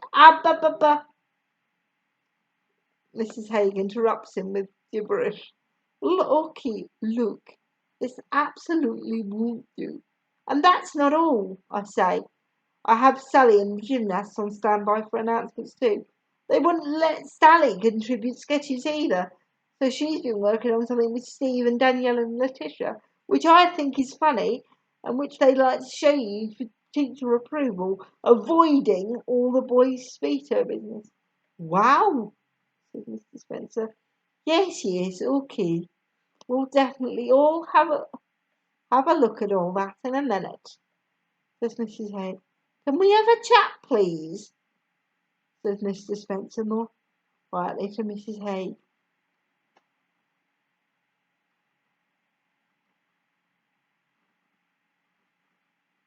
Yes, just a moment, replies Mrs. Haig. Okay, you boys obviously cannot be trusted to be fair. Amy, you are now co-director with Freddie and in charge of sketches. What? Yells Harry. There are shocked gasps and mutterings. I'm not sure the reverse is the solution, mutters Mr. Spencer. Shouldn't we be in charge? One moment, Mrs. Haig whisper shouts back at him. I'm sorry, Amy. I'm sorry, Amy, says Max. I really do think your sketches are funny. Yeah, sorry, Amy, says Freddie awkwardly. Great. So you can all work together nicely now, says Mrs. Short. Long story short, Mrs. Hyde. Long story short, there you go, Amy. Do you actually still want to work with us? Asked Max. I'm not working with Amy. This is ridiculous, says Harry. So what if she can write? She's still terrible and always trying to take over. I don't like her. You don't have to like everyone you work with. Lord, Mrs. Haig surprises me by saying, Lord knows I don't. She adds in an undertone. But enough, says Mrs. Haig. You don't have to like it, you just have to do it. But, Harry tries again, perhaps your ability to hear a no is worse than Amy's. Mrs. Haig interrupts him. Young man, have you really been the problem all along?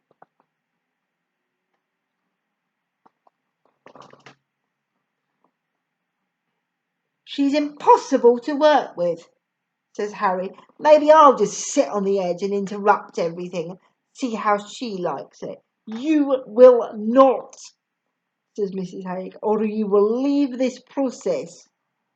Mrs. Haig's attitude to Harry is completely changed, and he doesn't seem to have even noticed.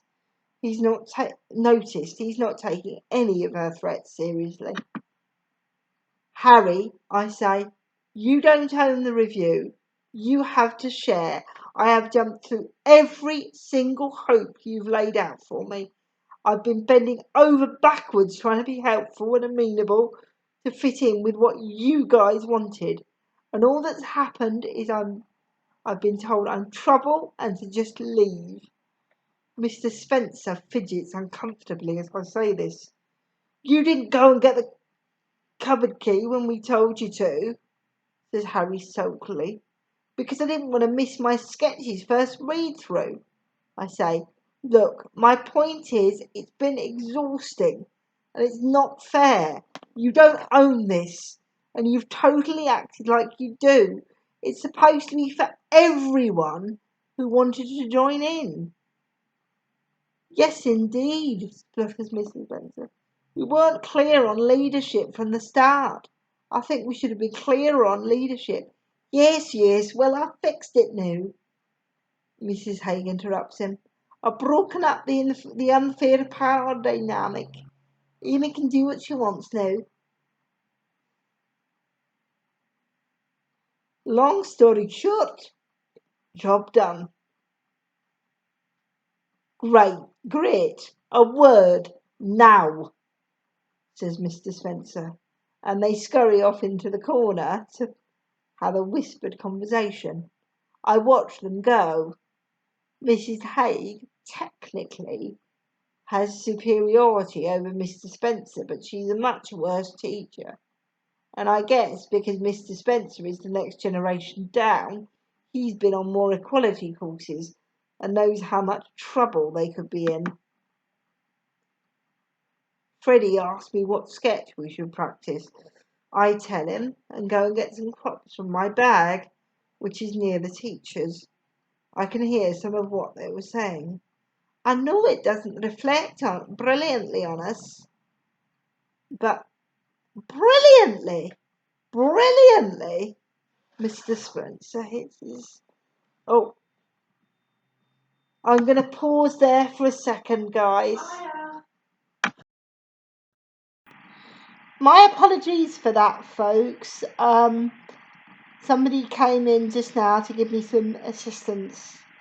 So that's who you'll see in the background. The lady has very kindly said that she has given me full permission to have her in recording. She's only in briefly. Anyway, we'll get back to our story.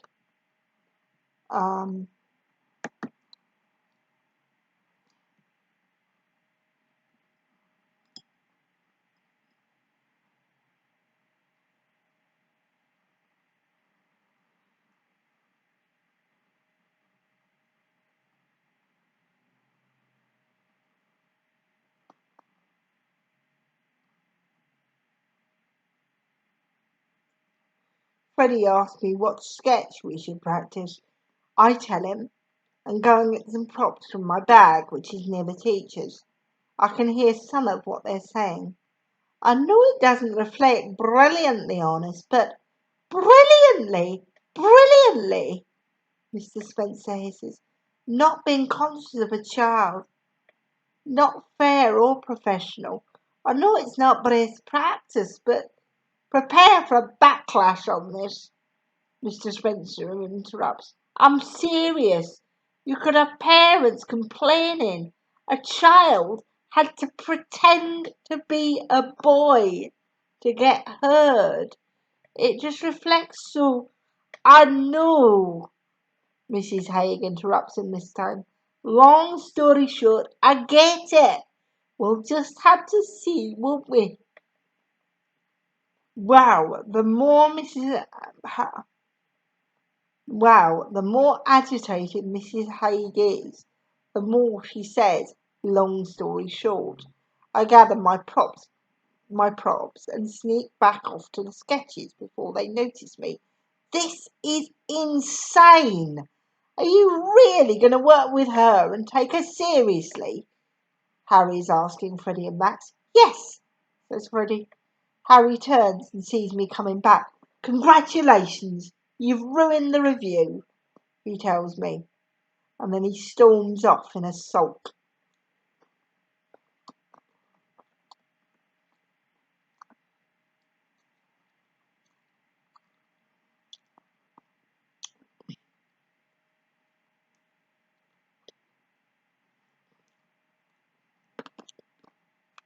Sorry, folks. Having a few chocolate buttons to rejuvenate my reading voice. Chapter 30. One step at a time. Sadie, May, and my parents are still pretty annoyed with me. But the next few rehearsals go really well. Harry isn't there at all. He doesn't come back and heckle me from the sidelines. He doesn't try and make my life hell. He just isn't there. It's sort of too quiet, really. I wonder if he's planning some sort of terrible retribution. Worse than Fanta on my head? Is there such a thing? I almost feel sad for him. Almost. Not sorry for him. He's a horrible bully. But sad for him. It's just like it's a shame for him that he can't be a bigger or better person. I make my first big group announcement and set the tone for how I wanted things. Made my first big group announcement and set the tone for how I wanted things to work. I welcomed all sketches from everyone, especially any girls who might have been too shy to write and submit stuff. Sally's spaceman sketch is officially in the review.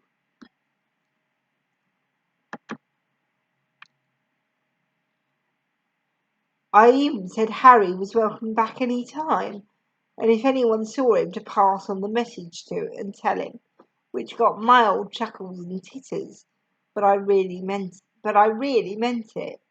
What's great is some girls have already had the confidence to start submitting sketches. I know there isn't loads of time left, but I'm determined to give them a fair go and as much chance as possible to get them included. Even Lexi submitted a great sketch, making fun of a band. I think she is lightly mocking her musician friends, but it's really funny. Anil, Max, Freddie and the others have been apologetic and keen to work on the show with me. They've been really polite and very receptive for my ideas. I assume it's guilt, but so far so good. But of course, what goes up must come down. Harry finally makes his move, or his dad does. Amy, I've had a few weird emails and a phone call from your school today, Mum tells me at the dinner table as we eat ravioli and peas. We're slumming it a bit more with the meals now that my parents are quitting stressful things. They've been talking about making a chores timetable so no one is complaining. Oh yes, I say. Cool that Mum is talking to me and responding so punctually to school correspondence. Yes, says Mum. I've been called in for a meeting. Apparently a boy says you bullied him out of the review. What? I nearly choke on my food. Kaz splutters laughter, and water comes out of her nose. As if Amy could ever bully anyone, she laughs. Steamroller, maybe, but not bully. They, this boy and his father, are trying to paint you as trouble, says Mum. Oh, right. I swallow. So what did you say? I said, nope, I don't think so, said Mum. Well, that's lovely, really, I think. Even though Mum is really annoyed with me because she's just had enough now and I am too much trouble, she'll still defend me to the school and say I'm not trouble. Best Mum ever. Do you know why someone might be saying this about you, Amy? I asked. She asked, is this one of the mean boys? It's Harry, isn't it? I say. So what happened? Well, I reply, everything came to a head after Anil finally admitted that I'd written the sketches we submitted under his name. Then, wait, what now? Asked Mum. Go back one. Explain that first. None of the boys would let my sketches through, remember? So Lexi, my new friend, or was it Anil? Anyway, we came up with the idea that I submit them under Anil's name. That way we'd know if they were being prejudiced against me and my personality or sexist or whatever. So anyway, they loved my sketches once they thought Anil was responsible for them. So that's how I got 5 sketches through. That is unbelievable. Mum sounds cross. Sorry, continue, Amy. But then I needed Anil to come clean for the second part of Operation Baby Turtle, the secret sketch plan, to work. A baby turtle is actually called a hatchling, says Belle. I know, but Anil refused because he liked everyone loving him, and then everyone thought I was a liar, and Mrs. Haig said I couldn't be involved in sketches anymore. But by then I was having fun making comedy songs with my new friend Lexi, and I didn't want to be a quitter, so I carried on. But then Harry found out our songs were still funny, and so he poured a can of Fanta over my head. He did what? Demands Mum. He poured a can of... Yes, I heard. Mum cuts across me. Why didn't you tell us that? How did we not notice? It was the same guy as the double window cleaners and... Okay, continue. Kaz interrupts me, I think partly because she's gripped, but because the rest of the story involves her illegal hair dye, which she doesn't want brought up, even though we can all still see it. Was he in trouble for Mrs. Haig? For doing that? Asked Mum. Yeah, I guess he got detention. Although I think she believed him that it was an accident, I explained. So then Anil finally admitted that all the sketches under his name were mine, and I got the impression that actually Mrs. Hay was a bit worried about how unfair on me the whole thing had been, because I don't think she'd really realised. And I even heard Mr. Spencer say it looked bad. So then Mrs. Haig said I had to be allowed to do whatever I wanted. And that's when Harry flipped out and said he refused to work with me. I see. Mum says this coldly, but like she's trying to suppress rage. Okay, I'll schedule this meeting. You're coming with me, Amy. Chapter 31. Well, this is weird. Waiting in the corridor, sitting on chairs outside Mr. Gascoigne.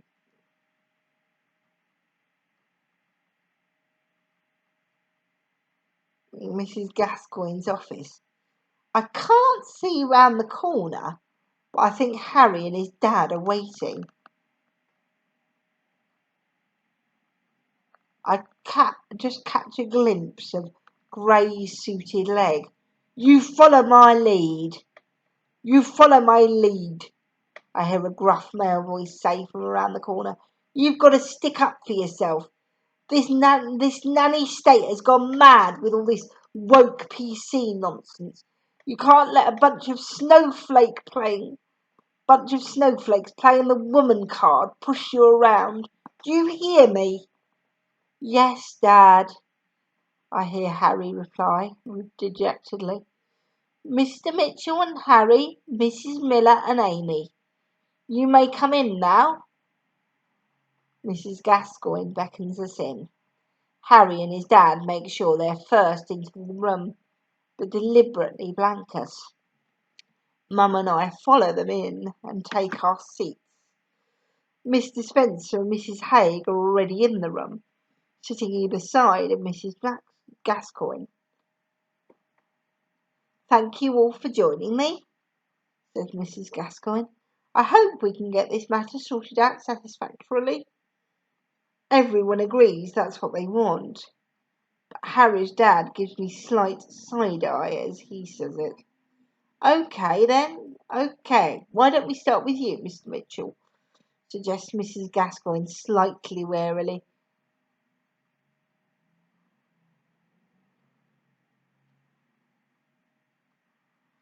I understand you feel Harry has been treated unfairly at the school review rehearsals? Yes, that's right, asserts Mr. Mitchell, by Amy Miller. Harry's told me all about her, he continues. I know the type. Acts like butter wouldn't melt, but then manipulates everyone to do her bidding. I'm not happy about my boy getting chucked out. Let me know when it's my turn to talk. Mum tells Mrs. Gascoigne, curtly but politely. Okay, says Mrs. Gascoigne. I'm sorry you feel that way, Mr. Mitchell. Mrs. Miller, what would you like to say? An apology? Suggests Harry's dad. Please. Mrs. Gascoigne shoots him a firm look. Oh, sorry. Please, by all means, have the floor, Harry's dad says sarcastically with an elaborate gesture. Then he tries to catch Mr. Spencer's eye, as if he thinks Mr. Spencer might laugh at this. but Mr. Spencer just seems a bit scared and looks away. Mrs. Gascoigne gestures that my mum can talk. I actually have my own grievances about how the situation has been handled thus far, says Mum. Mr. Mitchell shakes his head in an amused fashion, but everyone ignores him. I've only learned the full extent of how much my daughter has been victimised by a certain group of boys, of which Harry was the ringleader. These boys were ill-advisedly put in charge of choosing comedy sketches and deliberately excluded Amy. Harry has bullied Amy. He has poured a can of Fanta over her head. Amy, ever resourceful and a keen comedy fan, desperate to join in, tried so hard and finally resorted to submitting comedy sketches under another boy's name. And then, lo and behold, the sketches were suddenly deemed worthy of inclusion. So I would like to know, as a parent, what exactly are you running here? This was supposed to be an all-inclusive review, and yet it became an opportunity for toxic behaviour to run amok, unchecked and unsupervised. Yes, my daughter is resilient. I've taught her not to be a quitter if you want to get anywhere in life. I'm very sad and disappointed that I'd unwittingly been encouraging her to make the best of a Lord of the Flies situation you've got running, instead of a competent drama department. My daughter has never played the woman card, as has been suggested. She has merely accurately identified and labelled actual sexism. She has soldiered on through through a very unfair process. Your son, on the other hand, Mum turns to Mr. Mitchell. You came running to you the very first time he didn't get his way. It's ridiculous he can even think he has a grievance at all, given all the facts as what have actually happened. She turns back to Mrs. Gascoigne. I find it incredible that any of you have the audacity to suggest that any had been anything other than plucky and enthusiastic in the face of great adversity. There is silence for a moment. Then Mr. Mitchell starts a sarcastic, slow clap. It's confusing for a second, because I also want to clap and cheer Mum's brilliant defence of me, but obviously he doesn't mean it like that. The other thing I noticed is how Harry's head dipped from the start of Mum's speech to the end.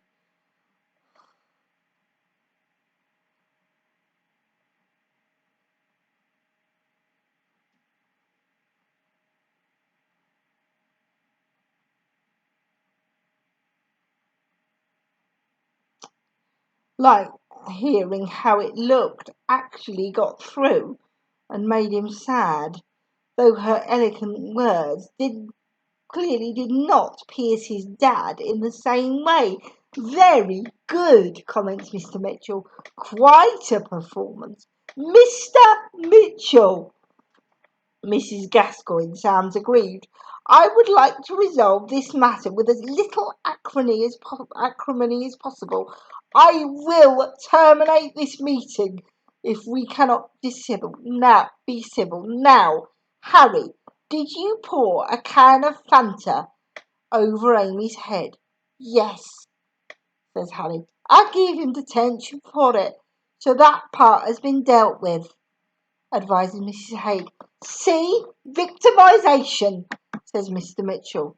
Your son isn't being victimised if he gets detention for breaking serious school rules, says Mrs. Gascoigne.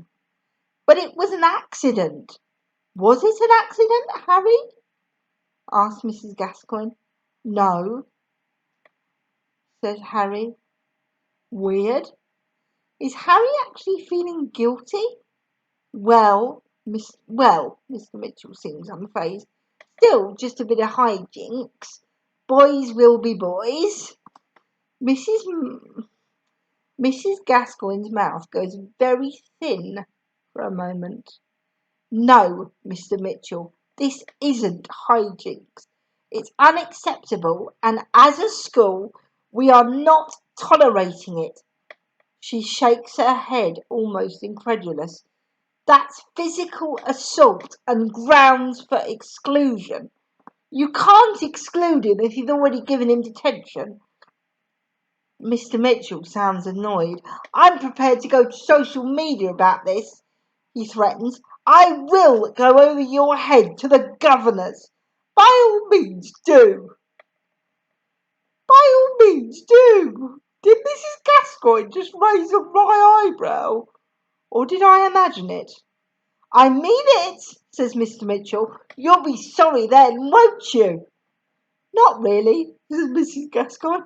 It won't affect whether or not I decide to suspend your son, as I cannot be bargained with or threatened. We wouldn't be a very effective school if I could. Mrs. Mitchell folds his arms and makes a noise. Now, Harry, are you actually sorry? Mrs. Gascoigne asks him. No, says Mr. Mitchell. He's not apologising to her. I am, says Harry quietly. I am sorry. He looks sheepishly at the floor. You absolute wuss, says Mr. Mitchell, unimpressed. That's it. We're leaving. He stands up. Mr. Mitchell, please, says Mrs. Gascoigne. Mr. Mitchell ignores her. You've embarrassed me for the last time, he tells Harry. Harry gets up, and follows his father out of the room. It's awkward. But I realise my opinion of Harry has slightly changed. It seems like Harry sensed the tide turn in the middle of the meeting, and he changed. He admitted he poured that drink on me on purpose, and he said sorry. I think I might feel a tiny bit of sympathy for him. Tiny. He's still pretty terrible, but blimey. Chapter 32. I'm sitting in the canteen eating lunch by myself when Sadie and May come up to me, holding their food. Is this seat taken? Sadie asks Riley, like she knows she's doing a trope. Yeah, can we sit here? They ask. You guys are speaking to me again? Yes, of course, sit down. I reply excitedly. They sit down. How are you? I ask. Have you forgiven me? I'm really sorry, you know. We know, says Sadie. We know, says Sadie, and yes, we have. Thank you for respecting our privacy at this difficult time. And we're sorry too. And we're sorry too, adds May. You are? What did you do? I ask them.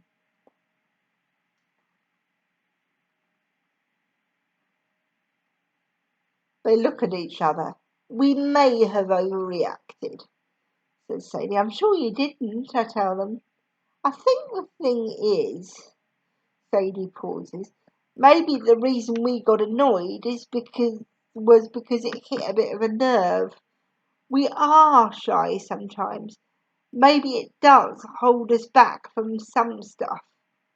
But it still wasn't right to ignore our stated wishes, adds May. You should support us, not make us feel worse, says Sadie, or try to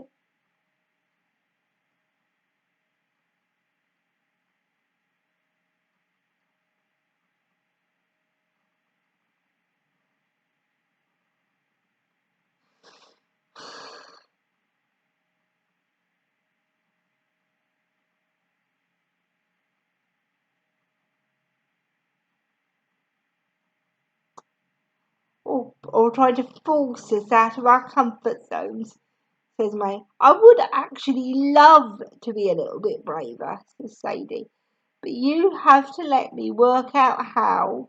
in my own way, in my own time.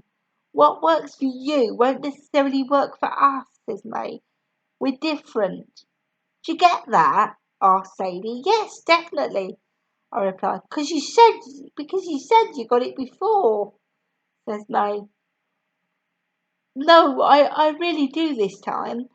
I've turned over a new leaf, I say. I had a few similar things blow up in my face with my family and everything. And I've really tried to listen and not steamroll anyone anymore.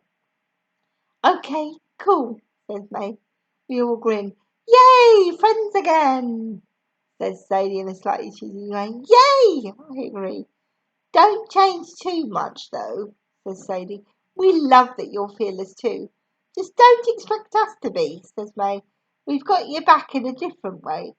Yeah, we're the guys that will quietly write a strongly worded letter on your behalf, says Sadie. Yeah, we're not the guys who will storm the stage at the MTV VMAs like when Kanye interrupted Taylor Swift's award and said Beyonce was better, adds May. We all chuckle. What on earth put that in your head? I ask. It's been renamed again, shrugs May. It keeps popping up on my feed.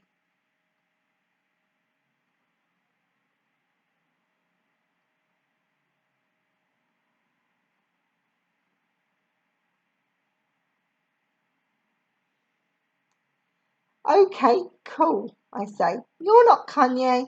I'm no longer a steamroller. Everything's going to be fine. It feels so great to have my best friends back. Okay, everyone copy Mariella if you don't know it yet, I call out. From the top. The last dance finale is going great. Everyone who wanted is doing a group dance to Lexi's and my new version of the pop song, Parting is a Gift, which is now a song called Farting in a Lift.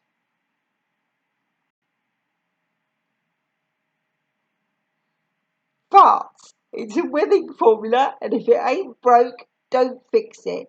I know it's the same joke, really, but it's kind of nice bookending the show with farts. Plus, it was a lot of fun to write. The fart took place in a lift in a shopping centre. We based it on a true story. Anyway, 5, 6, 7, 8. 5, 6, 7, 8, shouts Mariella. And Lexi strums and I start singing again. Better, calls out Mariella when we get to the end. Take 5, take 5, she grins at me. I love saying take 5. Me too, I grin back because I know the feeling. I drink some water from the bottle and wonder if I look as pretentious as Harry and everyone did at that early rehearsal. Ah, who cares? It's thirsty work, this. Out of the corner of my eye, I feel like I'm being watched. I turn my head and see Harry lurking near the edge by some chairs. He's looking at me. I glance at him, then look away. Drink my water. Right. What's the next thing we need to do? He comes over to me, just stands in front of me with his hands in pockets. Awkwardly. Bad etiquette. He doesn't even say hello. He says, so, when I finally look at him. So, I echo. Looks like everything's going well. He nods towards the stage, where some of the dancers are practicing bits of the dance under their own supervision. My people are very dedicated. Yes, I reply. I'm sorry things got so far.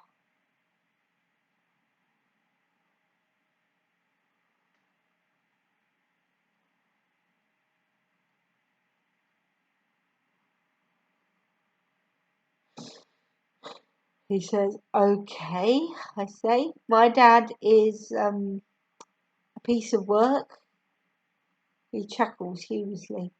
Yeah, well, you don't choose your parents, he says flatly. I would still totally choose mine, I reckon. Listen, he said, I was going to sabotage the Teletubbies outfit. What? But then I heard that you said I could come back. I never chucked you out, I cried. You left. You are absolutely insane. Everything you've accused me of, I haven't done. You've literally done it all to me. You just seem like a crazy, spoilt brat, obsessed with some arbitrary notion.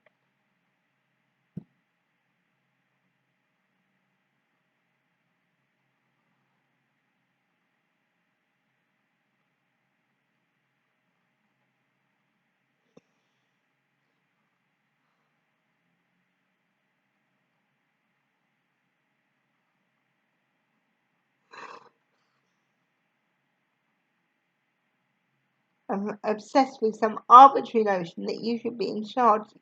Yes, look, I don't know if you understand what it's like to be me. It's great. Let's wallow in his fragile ego some more. I'm sure I don't. I reply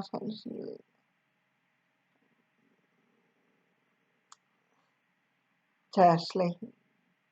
In my family, there's pressure. I don't. There's pressure in every family, I tell him.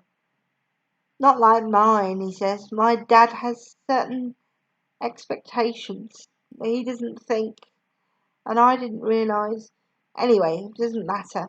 I know I didn't have to be like him, but whatever. You said I could come back? Yes, because I never said you had to leave. You're the one who went off in a huff. You did say I had to leave. Constantly. Okay, look, I'm just trying to. He trails off. Evolve as a human? I offer. He splutters a laugh in spite of himself. Come back, the more the merrier, I tell him. Really? He seems bewildered by this turn of events. I only ever wanted everyone to have a chance, I say, including you. Thanks, he says, and I really am sorry. Thanks. Cool. By the way, I say, I think the way you say, oh, and Neil, come on, what did you eat? Is really funny. He grins genuinely. Yeah? Yeah, that was good, wasn't it?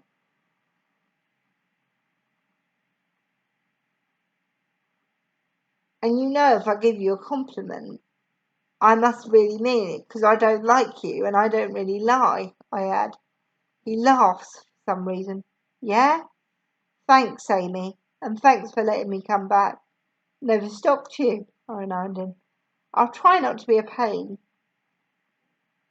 And he smiles sheepishly. Great, I say. Do you want to be in this dance? Well, no, he replies. I mean, no thank you. And with that, I send him off back off to the Teletubbies sketch. Chapter 33. The review is a huge success. I'm not just saying that. The sketches were hilarious. The dances were dazzling. Lexi's and my parody songs went spectacularly well. Lexi and I gave each other hilarious intros for our last song.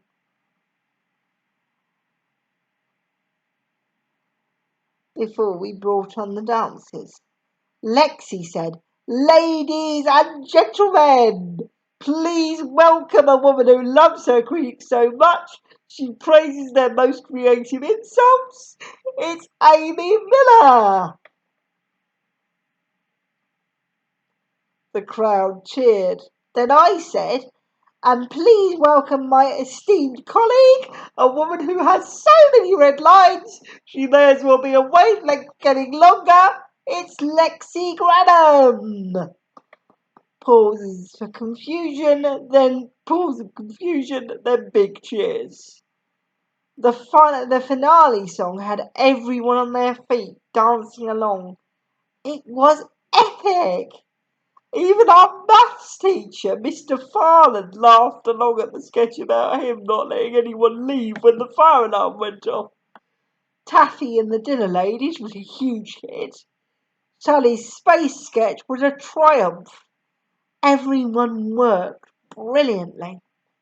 When it's finally finished and the shouting and cheering die down, Mrs. Hay comes on stage to congratulate us and thank everyone. True to form, she names Freddie as a fantastic director and Harry and Max for their brilliant writing skills. She doesn't think to name check me or Lexi Anil or Mariella. Suddenly there's a commotion in the room and I realise 2 students are out of their seats. Before I can realise what's happening, Sadie and May have stormed the stage. Yo, Mrs. Haig, I'm really happy for you. I'ma let you finish, says Sadie. A shocked laugh catches in my throat. She's reciting Kanye West's immortal MTV interruption line.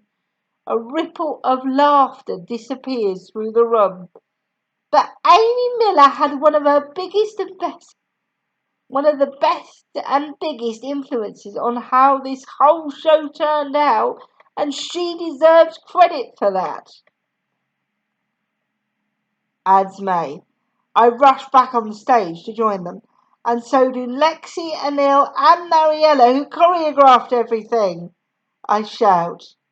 A cheer comes up from the audience. They love the dancing and the gymnastics.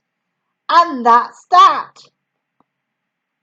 adds Mrs. Haig. Long story short, you may start filing out of your seats. Back to your classrooms. The resigned commotion of everyone leaving follows. Thank you, I gush, grabbing Sadie and May in a big hug. I can't believe you did that. Nor can we, exclaimed Sadie. That was terrifying and exhilarating, says May, and totally worth it, adds Sadie. Maybe we should do this kind of thing more.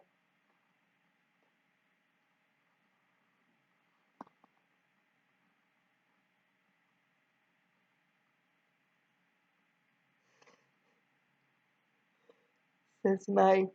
You should, I enthuse, but only if you want to, I quickly add, because you've totally learned your lesson, right?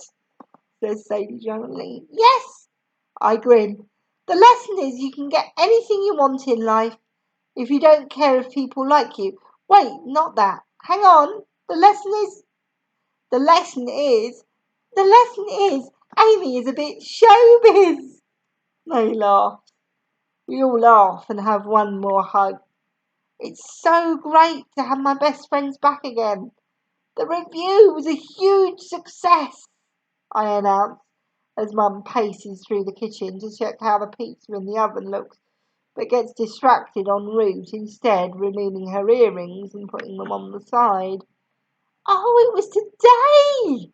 Congratulations, says Mum. She hugs me. So you've forgiven me then? I ask her. Oh, yes, of course I have, says Mum.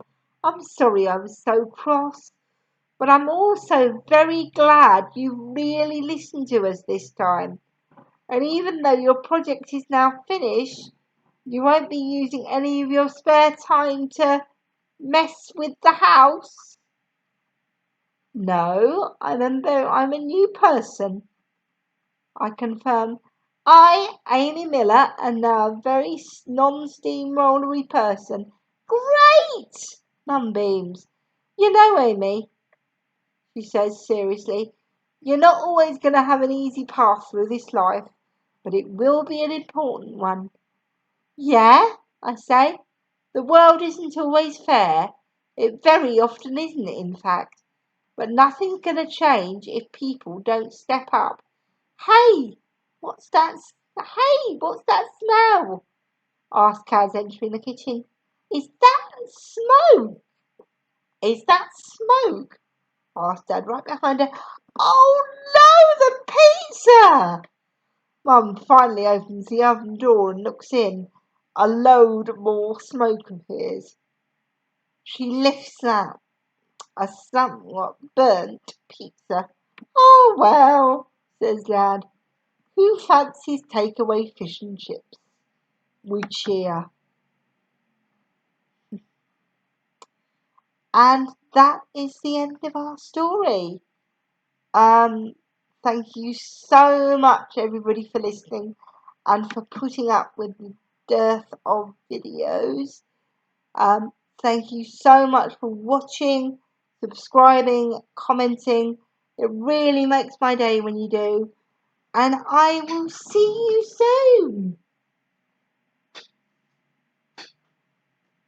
soon. Monty has gone off for a nap for a little bit. But, Bodhi. Sorry, my head is somewhere.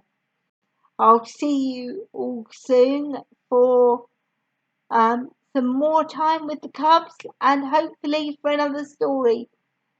Cheerio, everybody.